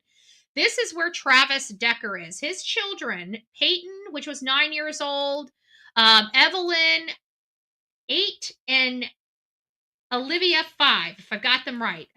I'm bouncing back and forth with Evelyn's age, but I think she's 8, 9, 8, and 5, if I recall correctly. Long story short is their parents were divorced. Travis Decker was an Afghan war vet. He came back from everything we've learned since this case has broke. We learned that he had a lot of issues, a lot of complications from participating in the war. He went through a lot of mental health struggles and just couldn't quite overcome them. He started getting very verbally assaulting, and it sounds like some of the situations even rose to not beating, but maybe a little more physical. She states that she was never abused by him, and the kids were never abused by him, but we did get some reports that he was getting very violent, and he was starting to feel very worthless about himself. And because of those things, he initiated a divorce from his wife and his children because he knew he was not good for them, but he still wanted to maintain a relationship with his children. And so he went to court and he was, fighting for his children. And his wife was getting a little concerned that he was starting to really deteriorate. And he lost his mom. He stopped working with the National Guards and then ultimately lost his home, which, he was working as some type of construction worker and living out of his car, either out of his car or out of his car at campgrounds and out of a tent. And every time he would have the kids over for, overnight, they would have to be at a campground camping. And although he never put his children specifically in danger, and the courts did find it's inappropriate for them to always be at a campground to have overnight stays with their father. So the courts removed those overnight stays. And he changed his visitation from 5 to 8 p.m., I think Friday and Sunday night. So he was there on Friday, May 30th, to pick his girls up at 5 p.m. The neighbor had described him seeming a little detached, disoriented, often repeating the same things that he had just told the neighbor over and over again while he was waiting to pick up his kids. And then they went off. And so everything's appeared for all intents and purposes, to be normal until he failed to return the children at 8 o'clock. It sounds to me like Whitney knew right away that something wasn't right and immediately called law enforcement, but they failed to issue the Amber Alert. They failed to take her concerns seriously at the time. That just seems like on its face. Now, they just didn't have, according to their policies, procedures, and protocol, they didn't have enough to issue the Amber Alert. Let me say it like that, so it doesn't sound insulting to law enforcement. And so that was a major concern because ultimately the children were found deceased. He was a threat to them and they were in immediate danger. And they did have a vehicle that they could have used for the abduction Amber Alert. And they didn't. So several days later, on Monday afternoon, they found the girls tied up with bags over their heads in a ditch near the campsite where Travis was camping with the girls. There was bloody handprints near the vehicle. There was a gun shell near the campsite, and the dog was locked in the truck, alive. And Travis Decker was gone. I believe Travis Decker is deceased. I believe he's deceased somewhere near where those girls are, anywhere between 2 to 5 miles from where the girls lost their life. Law enforcement went on a multi-county manhunt for Travis, and they finally came to realization that it might be that he's deceased, but I still believe they're looking in the wrong area. I believe that they need to go back to Rock Island. That's just my personal preference. It's just from my personal experience in these types of situations. And I think he's closer to Rock Island than any other place.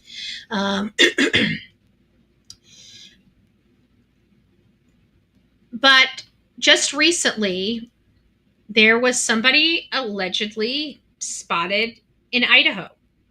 So that kind of brings the update on what's the new update in Travis Decker. Well, he may have been spotted in Idaho. You guys know my belief. I think he's deceased at Rock Island, but he still hasn't been found. His body hasn't been recovered. So therefore, there's no proof that supports my theory. But Travis Decker, a Washington state man wanted in connection with the death of his 3 daughters, was possibly spotted in Idaho over the weekend, and federal authorities are following up on a new lead after the father has been missing for over a month.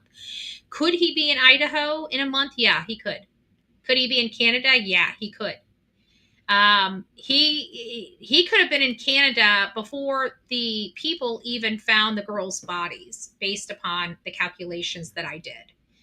So we do have that. The U.S. Marshal Service Greater Idaho Fugitive Task Force said it had received a tip Saturday from a family recreating near a spring in Idaho Sawtooth National Forest that they saw a man whose description was consistent with that of Decker.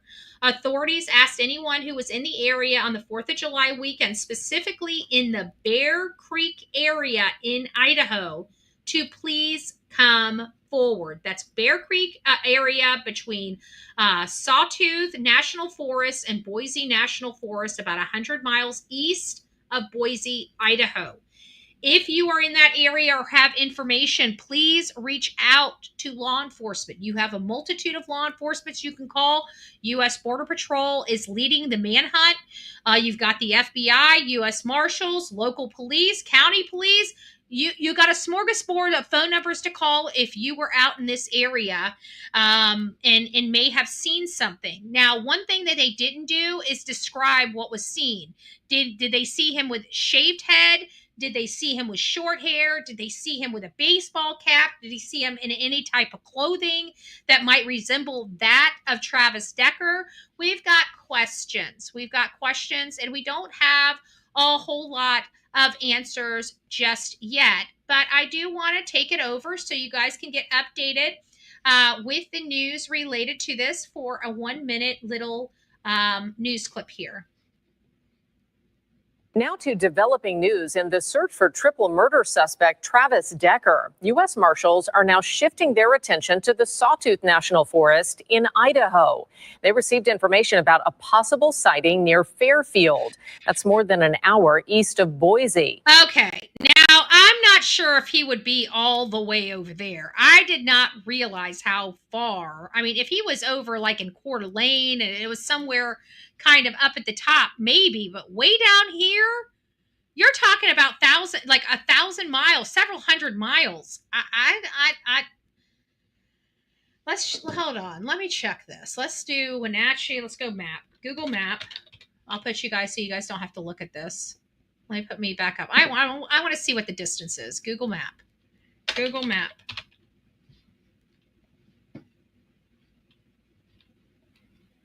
Rock Creek.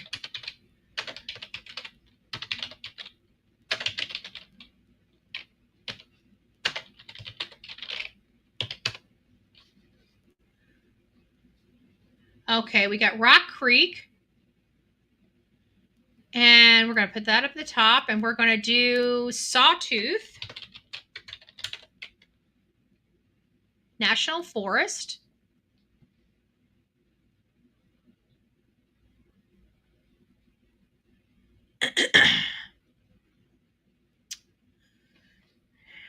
That's 536 miles on I-84. 596 miles via US 20. For walking, it would take them a total of 202 hours to walk from Rock Island to Boise, Idaho. And that means that he would have, I put this up here. I don't know, y'all. I really don't. I'm not sure how I feel about this. That's with nobody seeing him in a month, nobody coming across him, nobody running into him. What did Shirley say? Hold on a second. Let me go up here. Give me a second. Let me see what.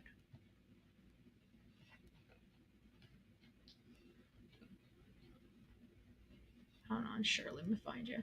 I don't think this man is still alive. I think someone else is involved.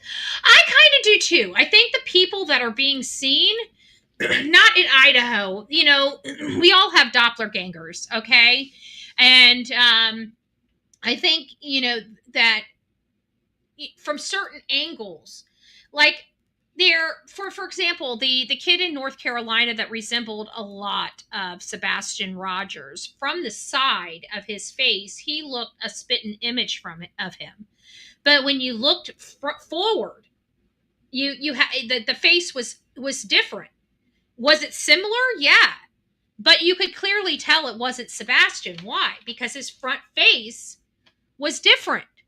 His side was different. So a person could be turned and walking, and their side image may have the profile of Decker.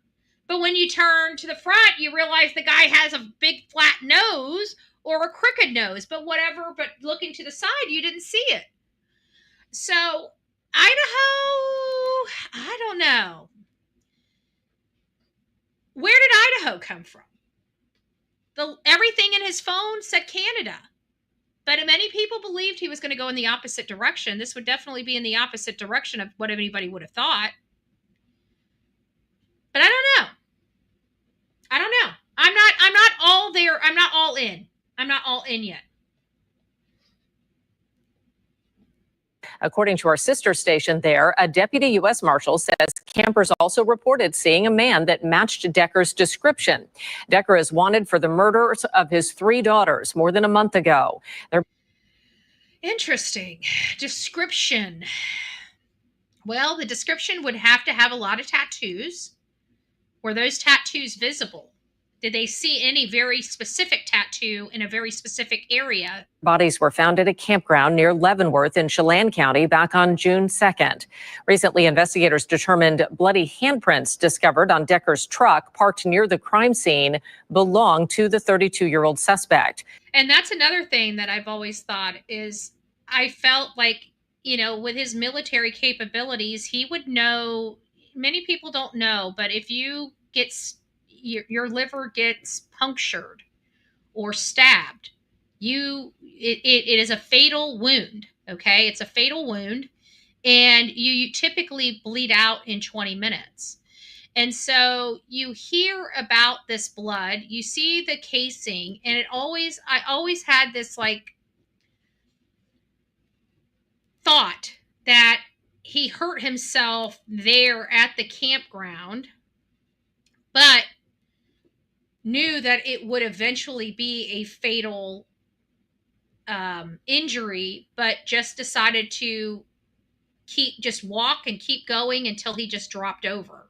I've always thought that would coincide with what I feel, for Travis, but there's no guarantees that's accurate. This is all assumptions based on very limited information. And I mean, very limited information. We have nothing on this case, nothing of substance. He is considered armed and dangerous. If you see him, you're asked to call 911 immediately.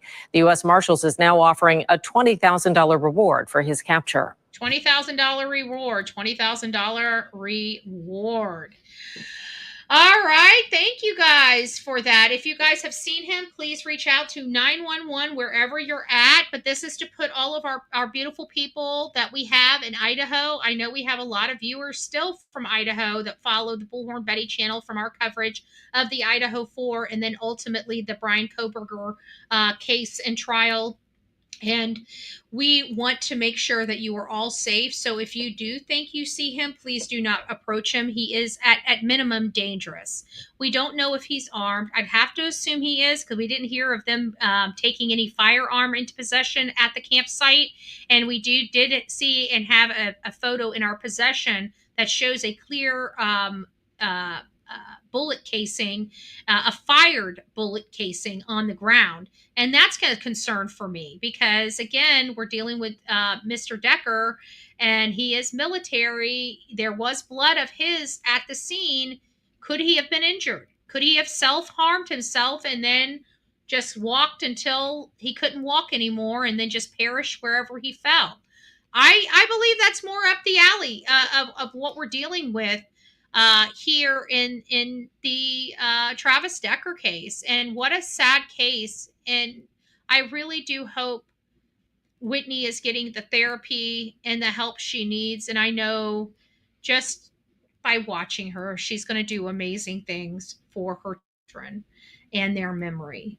And I expect to see Whitney Decker leading the charge of something here in the near future.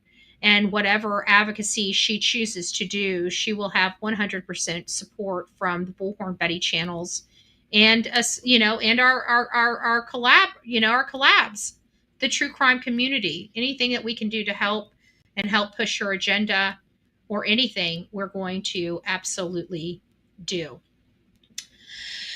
So now we're going to move to Canada. Okay, and Canada has Nova Scotia, Lansdowne Station, Nova Scotia, Canada. This is in Pictou County of Nova Scotia, Canada, very rural area. 2 siblings, 6 and 4, disappeared on May 2nd, 2025. The 6-year-old is Lily Sullivan and the 4-year-old is Jack Sullivan. And this case has been quite fluid at the beginning. And now we're kind of, slowing down and really analyzing all of that stuff that was coming out a mile a minute at the beginning of this case. Now, we had an uncle or some type of family member of Malehya come out and try to disinform and misinform the community that these children were alive, despite the clear indications from the local and state law enforcement and national law enforcement in Canada that these children are deceased. Now, we knew that there were substances inside that home. We learned that early on in this case, but we were under the impression it was, Coca-Cola, Coke. And then we find out that it's methamphetamines. And that during the search that evening, Daniel's in the bathroom. And I'd have to think, if he was sniffing it, he wouldn't need to be in the bathroom that long. So it tells me he was most likely inhaling it through an apparatus, causing a smoke to inhale. And these are very concerning because we know in the majority of our cases where children disappear, there are one of three things, two of three things, or all three things associated with those cases. And it's typically home violence, alcohol, or substance abuse, but they don't need to be combined. They stand alone all by themselves. So somebody that's a raging alcoholic can do terrible things and not have home violence, but still do terrible things. Somebody that is just on substances all by itself can just do terrible things. Somebody that's an abuser all by themselves doesn't need any help from alcohol or substances can do terrible things. So you always find one of those three components associated in almost every single case that we cover.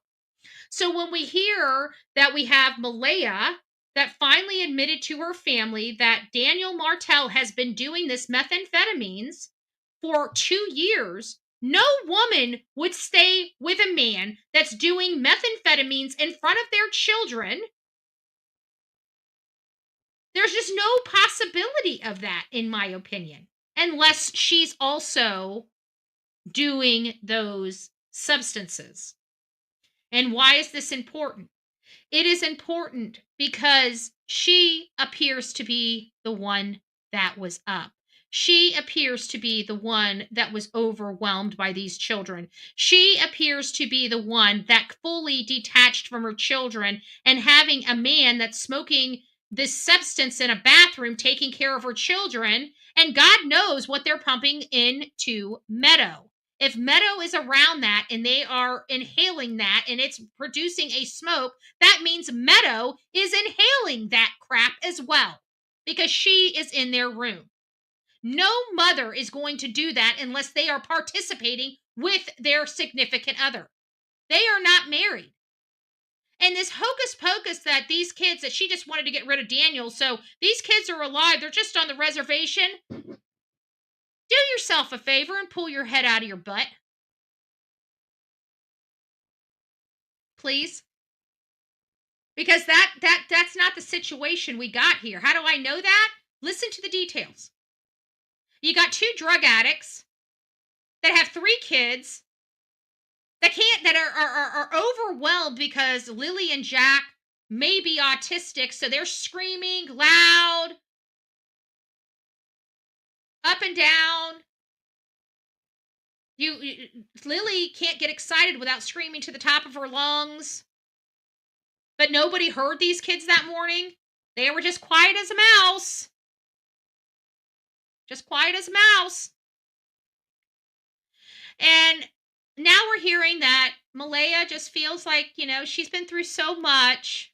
She deserves to now live her life, She needs to start getting out and doing things, even though she never helped look for her kids. Malehya, you better be glad I'm not in Canada, baby. I would make you climb walls. I would be up your ass. Like you'd be tasting what I ate for breakfast, and I ate sausage and eggs. You'd taste that. That's how far up your butt I would be if I was in Canada. You would get no peace. You would get no rest. You are a very lucky little girl, Malehya, along with you, Daniel. Very lucky.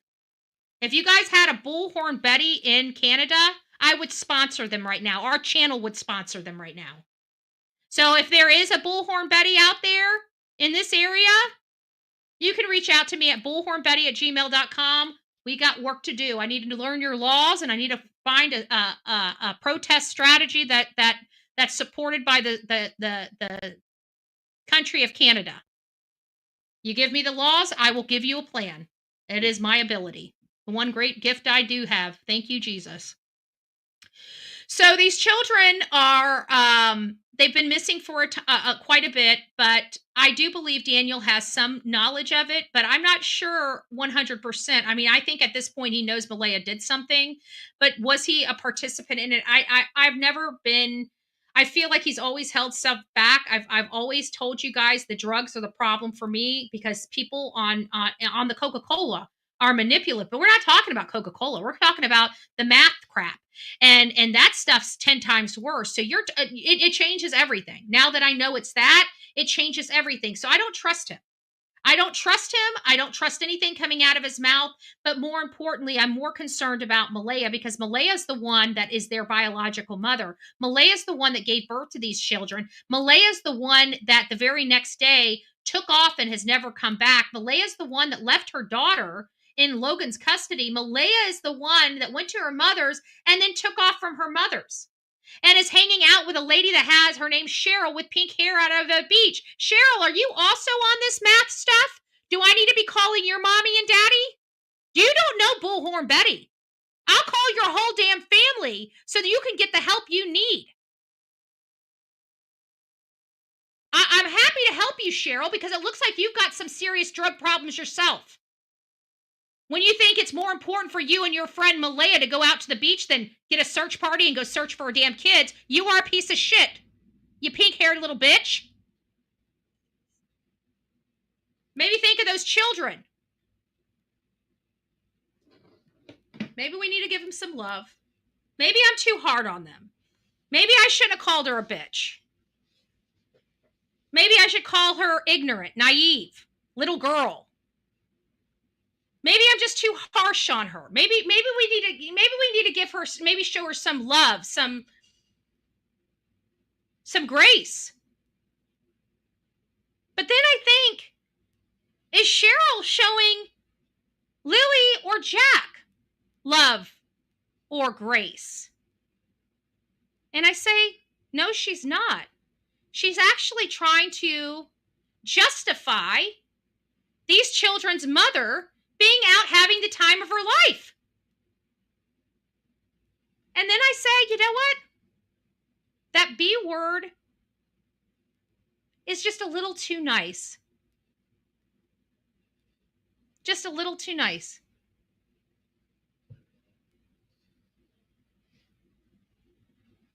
Just a little too nice. So just recently, we had a video come out related to Lilly and Jack, and I emailed it to myself. And I emailed it to myself because I thought it was interesting, at least the first few moments of that. And I am going to, let me find that right now. I forgot to pull it up, but this is pretty interesting, and I want you guys to hear it. Lilly and Jack. There it is.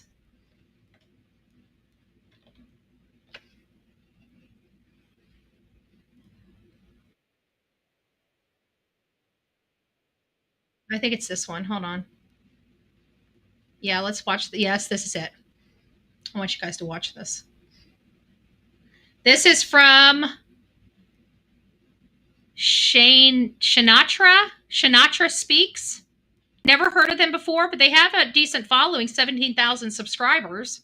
So let me take this down because, of course, it dropped my audio. Thank you, StreamYard. I'm glad I'm leaving you.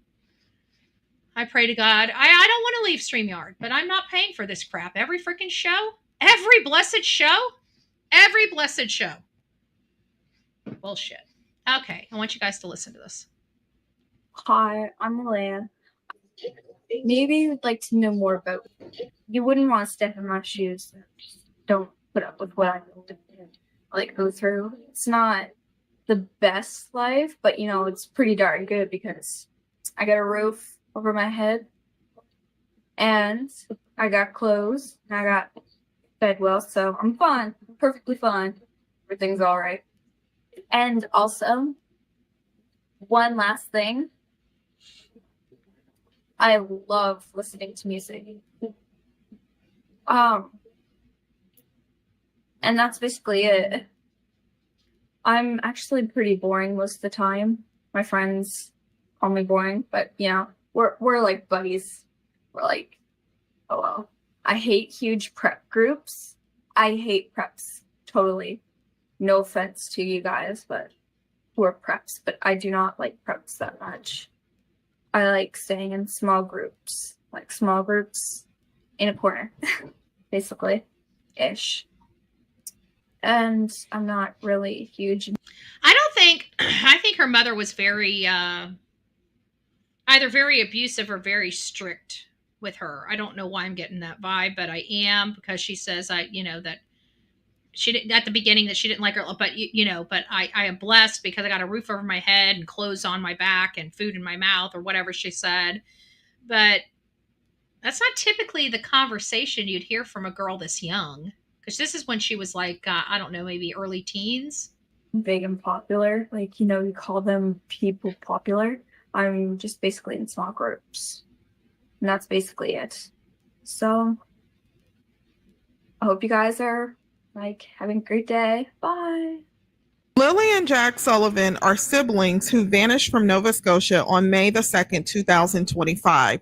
Now, if you're following this case on my channel, we've been doing a deep dive into their case. Just to provide you with a little background, Lilly and Jack Sullivan were reported has previously been speaking out on various social media platforms.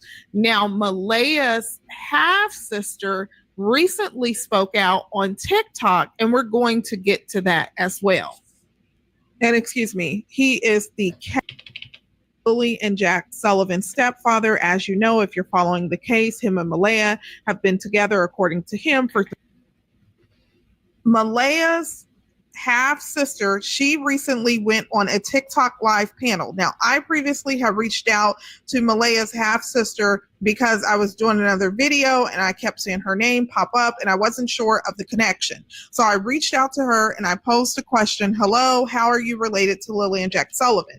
Now, she did not reply, but as you can see, because she read the message, it said you can now message and call each other and see info like active status and when you have read messages. So yesterday, when I became aware that there was this TikTok video that was circulating of Malehya's alleged half-sister, I reached out to her again and I said, you went on the TikTok live panel, you're Malehya's half-sister. Was it you on the TikTok? Yes or no? She thumbs up the question, stating that took a photograph of was used for a window. It was found on, so just hold on, I'm trying to get back to the beginning. It's much better if somebody who was there. Hi, welcome. Yeah, so just touching on the subject of the blanket, I've kept pretty quiet. I have a son of my own right, and Lilly and Jack are my niece and nephew. But yeah, the subject of the blanket, it was found on a tree branch on Lansdowne Station Road in the evening of day one. Okay. It was used, or the other part of the blanket was used for a window or a door at the home, and it was thrown out, and this one just ended up on a tree, I guess. I find that highly improbable that it was used for a covering of a door or a window and somehow got into a tree and it's missing. Yes, but yeah. Interesting. And so you guys, I understand one of you took a photograph of the blanket and took it back to Malehya for identification? Yes, Hayden and I did. Yeah. Okay. And then she said, yeah, it is. And so you called the police, who went and, I guess, collected it? Yeah. No, the police were already down searching that area, but it was in such an open spot that cops were already down there and it wasn't seen earlier on. So it's just all a little mysterious, Interesting. Okay. Yeah. So was search and rescue in that area? I don't believe on day one right down there right away. So I was there from the get-go of when everything started. Mm-hmm. But yeah, so I don't know how it was missed because it was right on like the start of like a logging road or ATV trail right by the main Lansdowne Station Road, the dirt road. But yeah. Okay. All right. And the other half, right, was found in the garbage. I believe so. I wasn't back at the house for that to know that, but that's what I'm hearing. Yeah, that's what Logan said. And yeah, so. Which is really peculiar, right? Like how, if the blanket was put in the garbage, how did it get out of the garbage and half of it get into a tree, right? That's my thing. That makes sense. Right? And I mean, quite a ways down the road, like down the paved road from where they lived, up a dirt road, a good at least mile or two. So yeah. Wow. A mile or two. Wouldn't that be more indicative of maybe somebody taking an old blanket and wrapping something with it and driving with maybe something open and the wind taking a piece and it flying up and into a tree potentially? I don't know. It's just odd to me. It's just odd. Yeah, that's a head scratcher for anybody, right? Kat is asking, how are you and how is Malehya doing? Things are, well, you know, everything's touch and go. The subject is very touchy for family. Malehya's trying to live somewhat of a normal life. She shouldn't be expected to sit in the house and be miserable. Why? Why shouldn't we expect her to be in the house and be miserable? Usually parents that are missing 2 children can't speak. We're dealing with it right now in Texas. So distraught. Do you think any of those families are looking to start their life and getting everything back on normal and just, you know, they're just kids. We'll just get over them. Like this lady here seems to be missing the boat. And she seems to be justifying this. What is wrong with you people? Why isn't she more distraught and upset? Why aren't you guys asking yourselves that? The hell is wrong with these people? She can have a life too, right? She just, we don't know what happened. I only know from what I can tell you it doesn't matter what happened. She doesn't have her kids. Most moms don't like starting their life over and living their life, their best life ever, when they lose 2 children, excuse me. What is wrong with these people? I was told. I obviously wasn't there when the kids went missing, but she deserves to not be ridiculed as well, right? Yep. So Step Sissy says she deserves not to be ridiculed. Dude, you're about to have Bullhorn Betty up your ass ridiculing you. What is wrong with you? What the hell would you do if it was your son? Would you be ready to move on and just live your best life ever, lady? Jesus. I thought I was going to like this Haley chick. I don't think I like her. So I'm not sticking up for anybody. There is something wrong with the entire Brooks-Murray family and clan. They are all a few fries short of a Happy Meal. In the situation, I know as much as everybody else about what had happened with the children, right? So yeah, I mean, it's. And this lady on here, you know, I don't know who's speaking. It might be Canadian. I think Canadian comes in here, and I don't mean a disrespectful guy like you coming in here. It's nice to see you. But I think it actually might be a lady on TikTok named Susan, if I'm not mistaken. But this lady is not. This is what I hate about these people that don't know their ass from their elbow. You content creators. Where's the open-ended question? She's just like, oh yeah. Oh yeah. Okay, I see your point. Where's the challenge?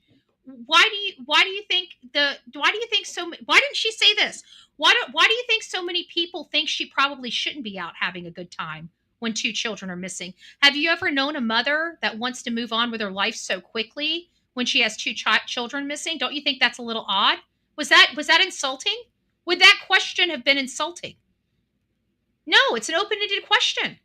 It gives her an opportunity to explain her answer. And then maybe I won't be so brash on her. Because right now she sounds like she doesn't even care about her niece and nephew. She sounds like the same POS, much like her half-sister.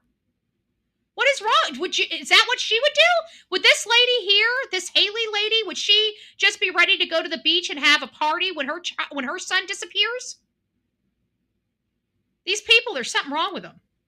Drugs, maybe. Maybe they're all on drugs. Maybe that's the problem in and of a nutshell. Is Malehya's mom a junkie? Does anybody know if Malehya's mom's a junkie? So it's a tragedy. And I think that what adds to it is the time that has gone on, right? That just simply adds to the stress. I mean, if the police would could figure out what happened. Yeah, because you can't use your common sense, right, Haley? I mean, you need an officer to tell you, right? You need an officer. You need the police to tell you that your half sister is involved with the disappearance of her children. You need that. You can't use your own fucking brain, right? Nobody on your side of the family can use a brain cell. Not one. There's methamphetamines in the house. But we don't know what happened. But she deserves to have a life. Y'all all deserve to rot in hell at this point. Where's the children in this conversation? Where are the children? And, you know, Lilly and Jack could be found. Sorry, Sonia. It would I'll give tone it down after this people week, I a promise. sense of, at least everybody would know what happened, right? Well, yeah, it's to the point where it's 2 months too long. As family, like, we're hurting over this. Like, oh yeah, they sound like they're so hurting over it, doesn't it? It sounds like they're so grief stricken. I mean, they are justifying why Malehya should have a life. I mean, the hell with the kids. The hell with the kids, Haley, eh? it's a lot. And I mean, there's been a lot of things going around that's very much misinformation. Like, people are just wild in the Facebook groups. I've stayed quiet. Okay, let's, since you're so well equipped, I mean, you haven't seen your half sister in how long before this event happened? But yeah, I guess the people in Facebook are completely wrong. Now, I don't know what she's referring to. We're about to find out. Well, that's if the person that is asking her these questions actually prompt her to answer it. Thank you, Haley. It makes me wonder how these boneheads on social media get these interviews, but they don't even know how to do an interview. Thank yeah, you. like I'm in them, but I stay quiet because I have a son at home that I still need to keep life normal for him, right? Oh, so you care about your child, but the mother of your two nieces and nephews, that she can just go and have parties while her children are missing. But you're taking care of your child, but can't see why the rest of the world is looking really poorly upon you and your entire family, huh? Oh, interesting. But people are starting to figure out who I am, how I'm connected. So I figured, I would give my peace of mind and what I know, because people are starting to... I mean, she sounds nice. She just sounds ignorant and naive from somebody like me. Message and ask, but, I do just want to touch on a subject, though. Absolutely. The family altercation that happened in the drive. Here it is. Here's the bombshell. Here's the bombshell. And she's still, this is why I don't get it. It's because she's about to speak what she's about to speak, and she's still trying to justify Malehya going out and enjoying her life. She was a junkie in a fucking trailer, not giving a crap about her children. Looks like she didn't really care whether her children were there or not. And then all of a sudden they disappear. Their secret is exposed, that they're doing all these drugs in that shit trailer. And then the whole family's like, well, she has a right to, go out and have a good... What? She lied to you guys for 2 years about substances being in the house and around her beautiful children. You watched her children look like they were rock stars and go look like they went straight to the freaking ghetto. But hey, we got to worry about Malehya and her being able to go out. I mean, we can't expect her to stay home. You don't even know if your niece and nephew are dead or alive or who did it, and you think she should go out and have a party. I can't. Right, I was there for that. So there's a big piece that Logan has left out, and I'm ready to share that because we all know and have not said anything, but it's a very crucial point that... And we would never know it if it wasn't for Haley, and I don't mean to be so harsh on Haley, but you guys know me. I don't like excuses. I don't like justification for poor behavior. And when you're sitting here saying you care and you love your loved ones, and you're giving this type of bull crap, it really rubs me the wrong way. There's no excuse for Malehya's behavior.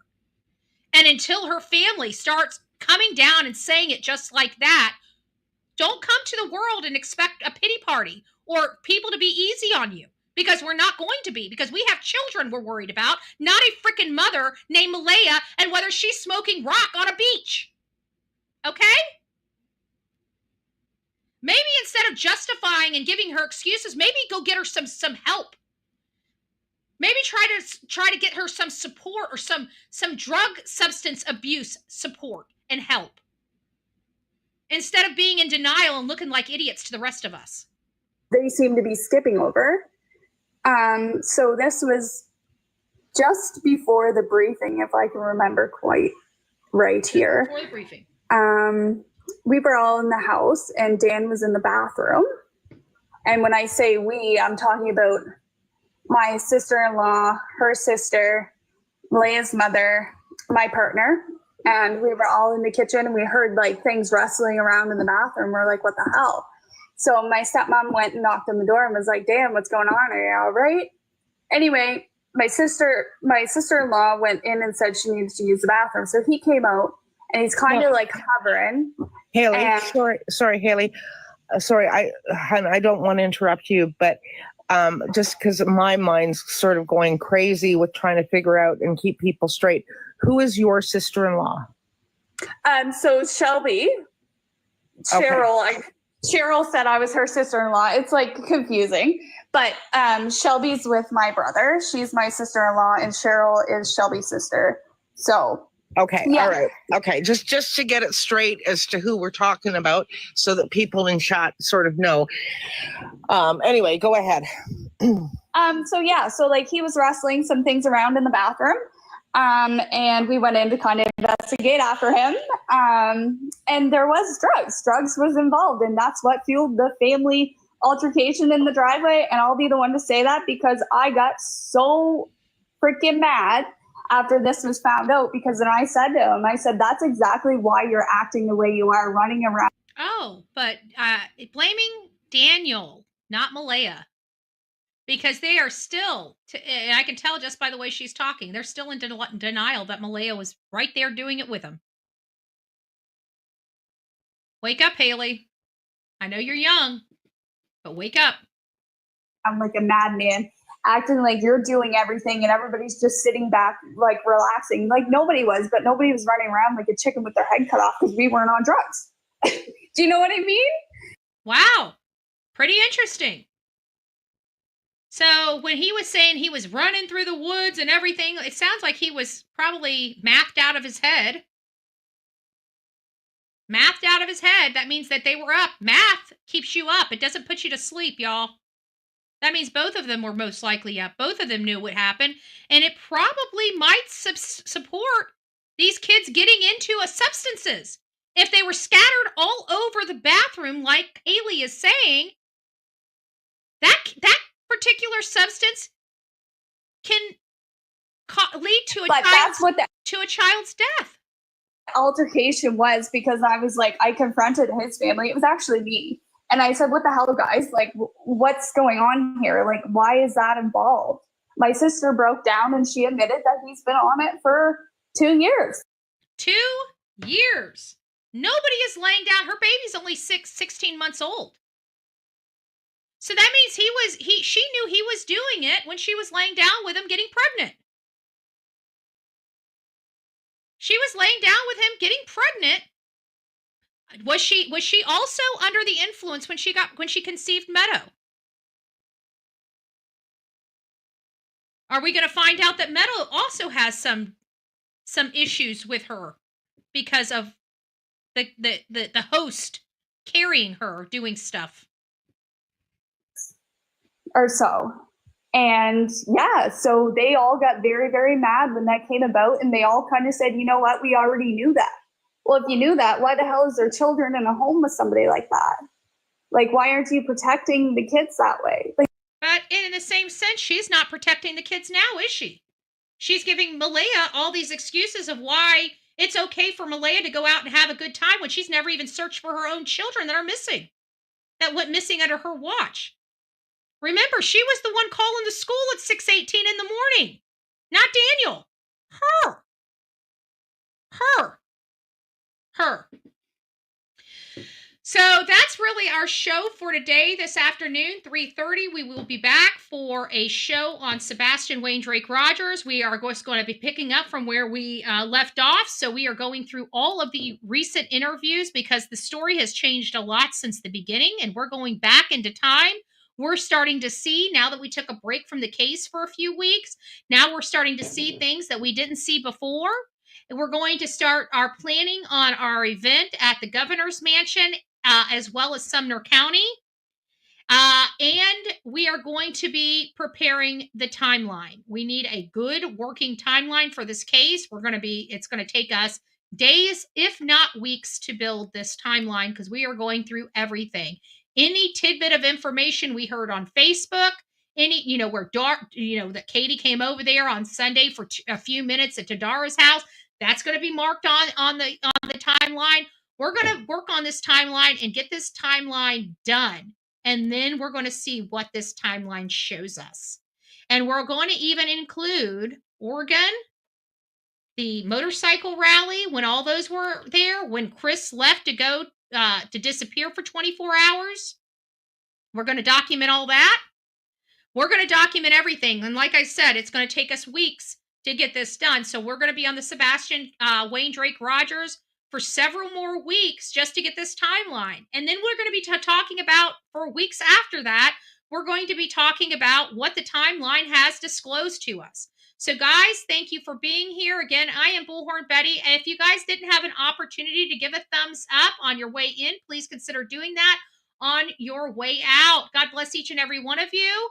Rock it out with your coffee beans out. If you see something, say something. An ounce of prevention is worth a pound of cure. And until next time, please be safe, but more importantly, kind to one another. I haven't been the kindest person this week, and I'm probably going to end the week in the same manner because I've already got my shows planned, and there's a lot of cussing involved this week.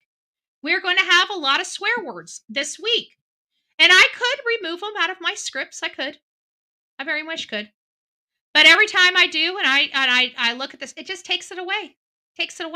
So for those that are offended by swear words, we might want to see you guys next week when I get all of it out of my system. And we'll be back, and we're going to start incorporating our language of letting go back into our morning broadcast to start our days off right. But we're not doing it this week. We're doing it next week. Why? Because I want to justify, not testify this week. All right, guys, rock it out with your coffee beans out. We'll see you later today, 3:30. Be there or be square. We'll see you soon. From the East Coast to the West Coast, we are everywhere true crime is. We are asking for the public's help. We are searching in the woods. We are doing what it takes here on the Bullhorn Betty channels to find answers to the most alarming cases we have been watching on the news. I can tell you personally that I have traveled this entire country seeking these answers and bringing that content right here to you here on the Bullhorn Betty channels and Bullhorn Betty Crime Stories. We are happy with the work that we've done. We've brought many answers to the public, and we have defied mainstream media in our pursuit of the truth in these cases.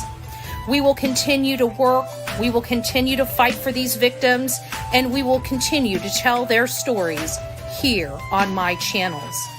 Welcome to the Bullhorn Betty brand of channels and the Coffee Club. Thank you for your love, thank you for your support, and more importantly, thank you for allowing me to bring these victims' stories to each and every one of you, advocating for each of these victims. God bless you. God bless America, and more importantly, God bless our victims.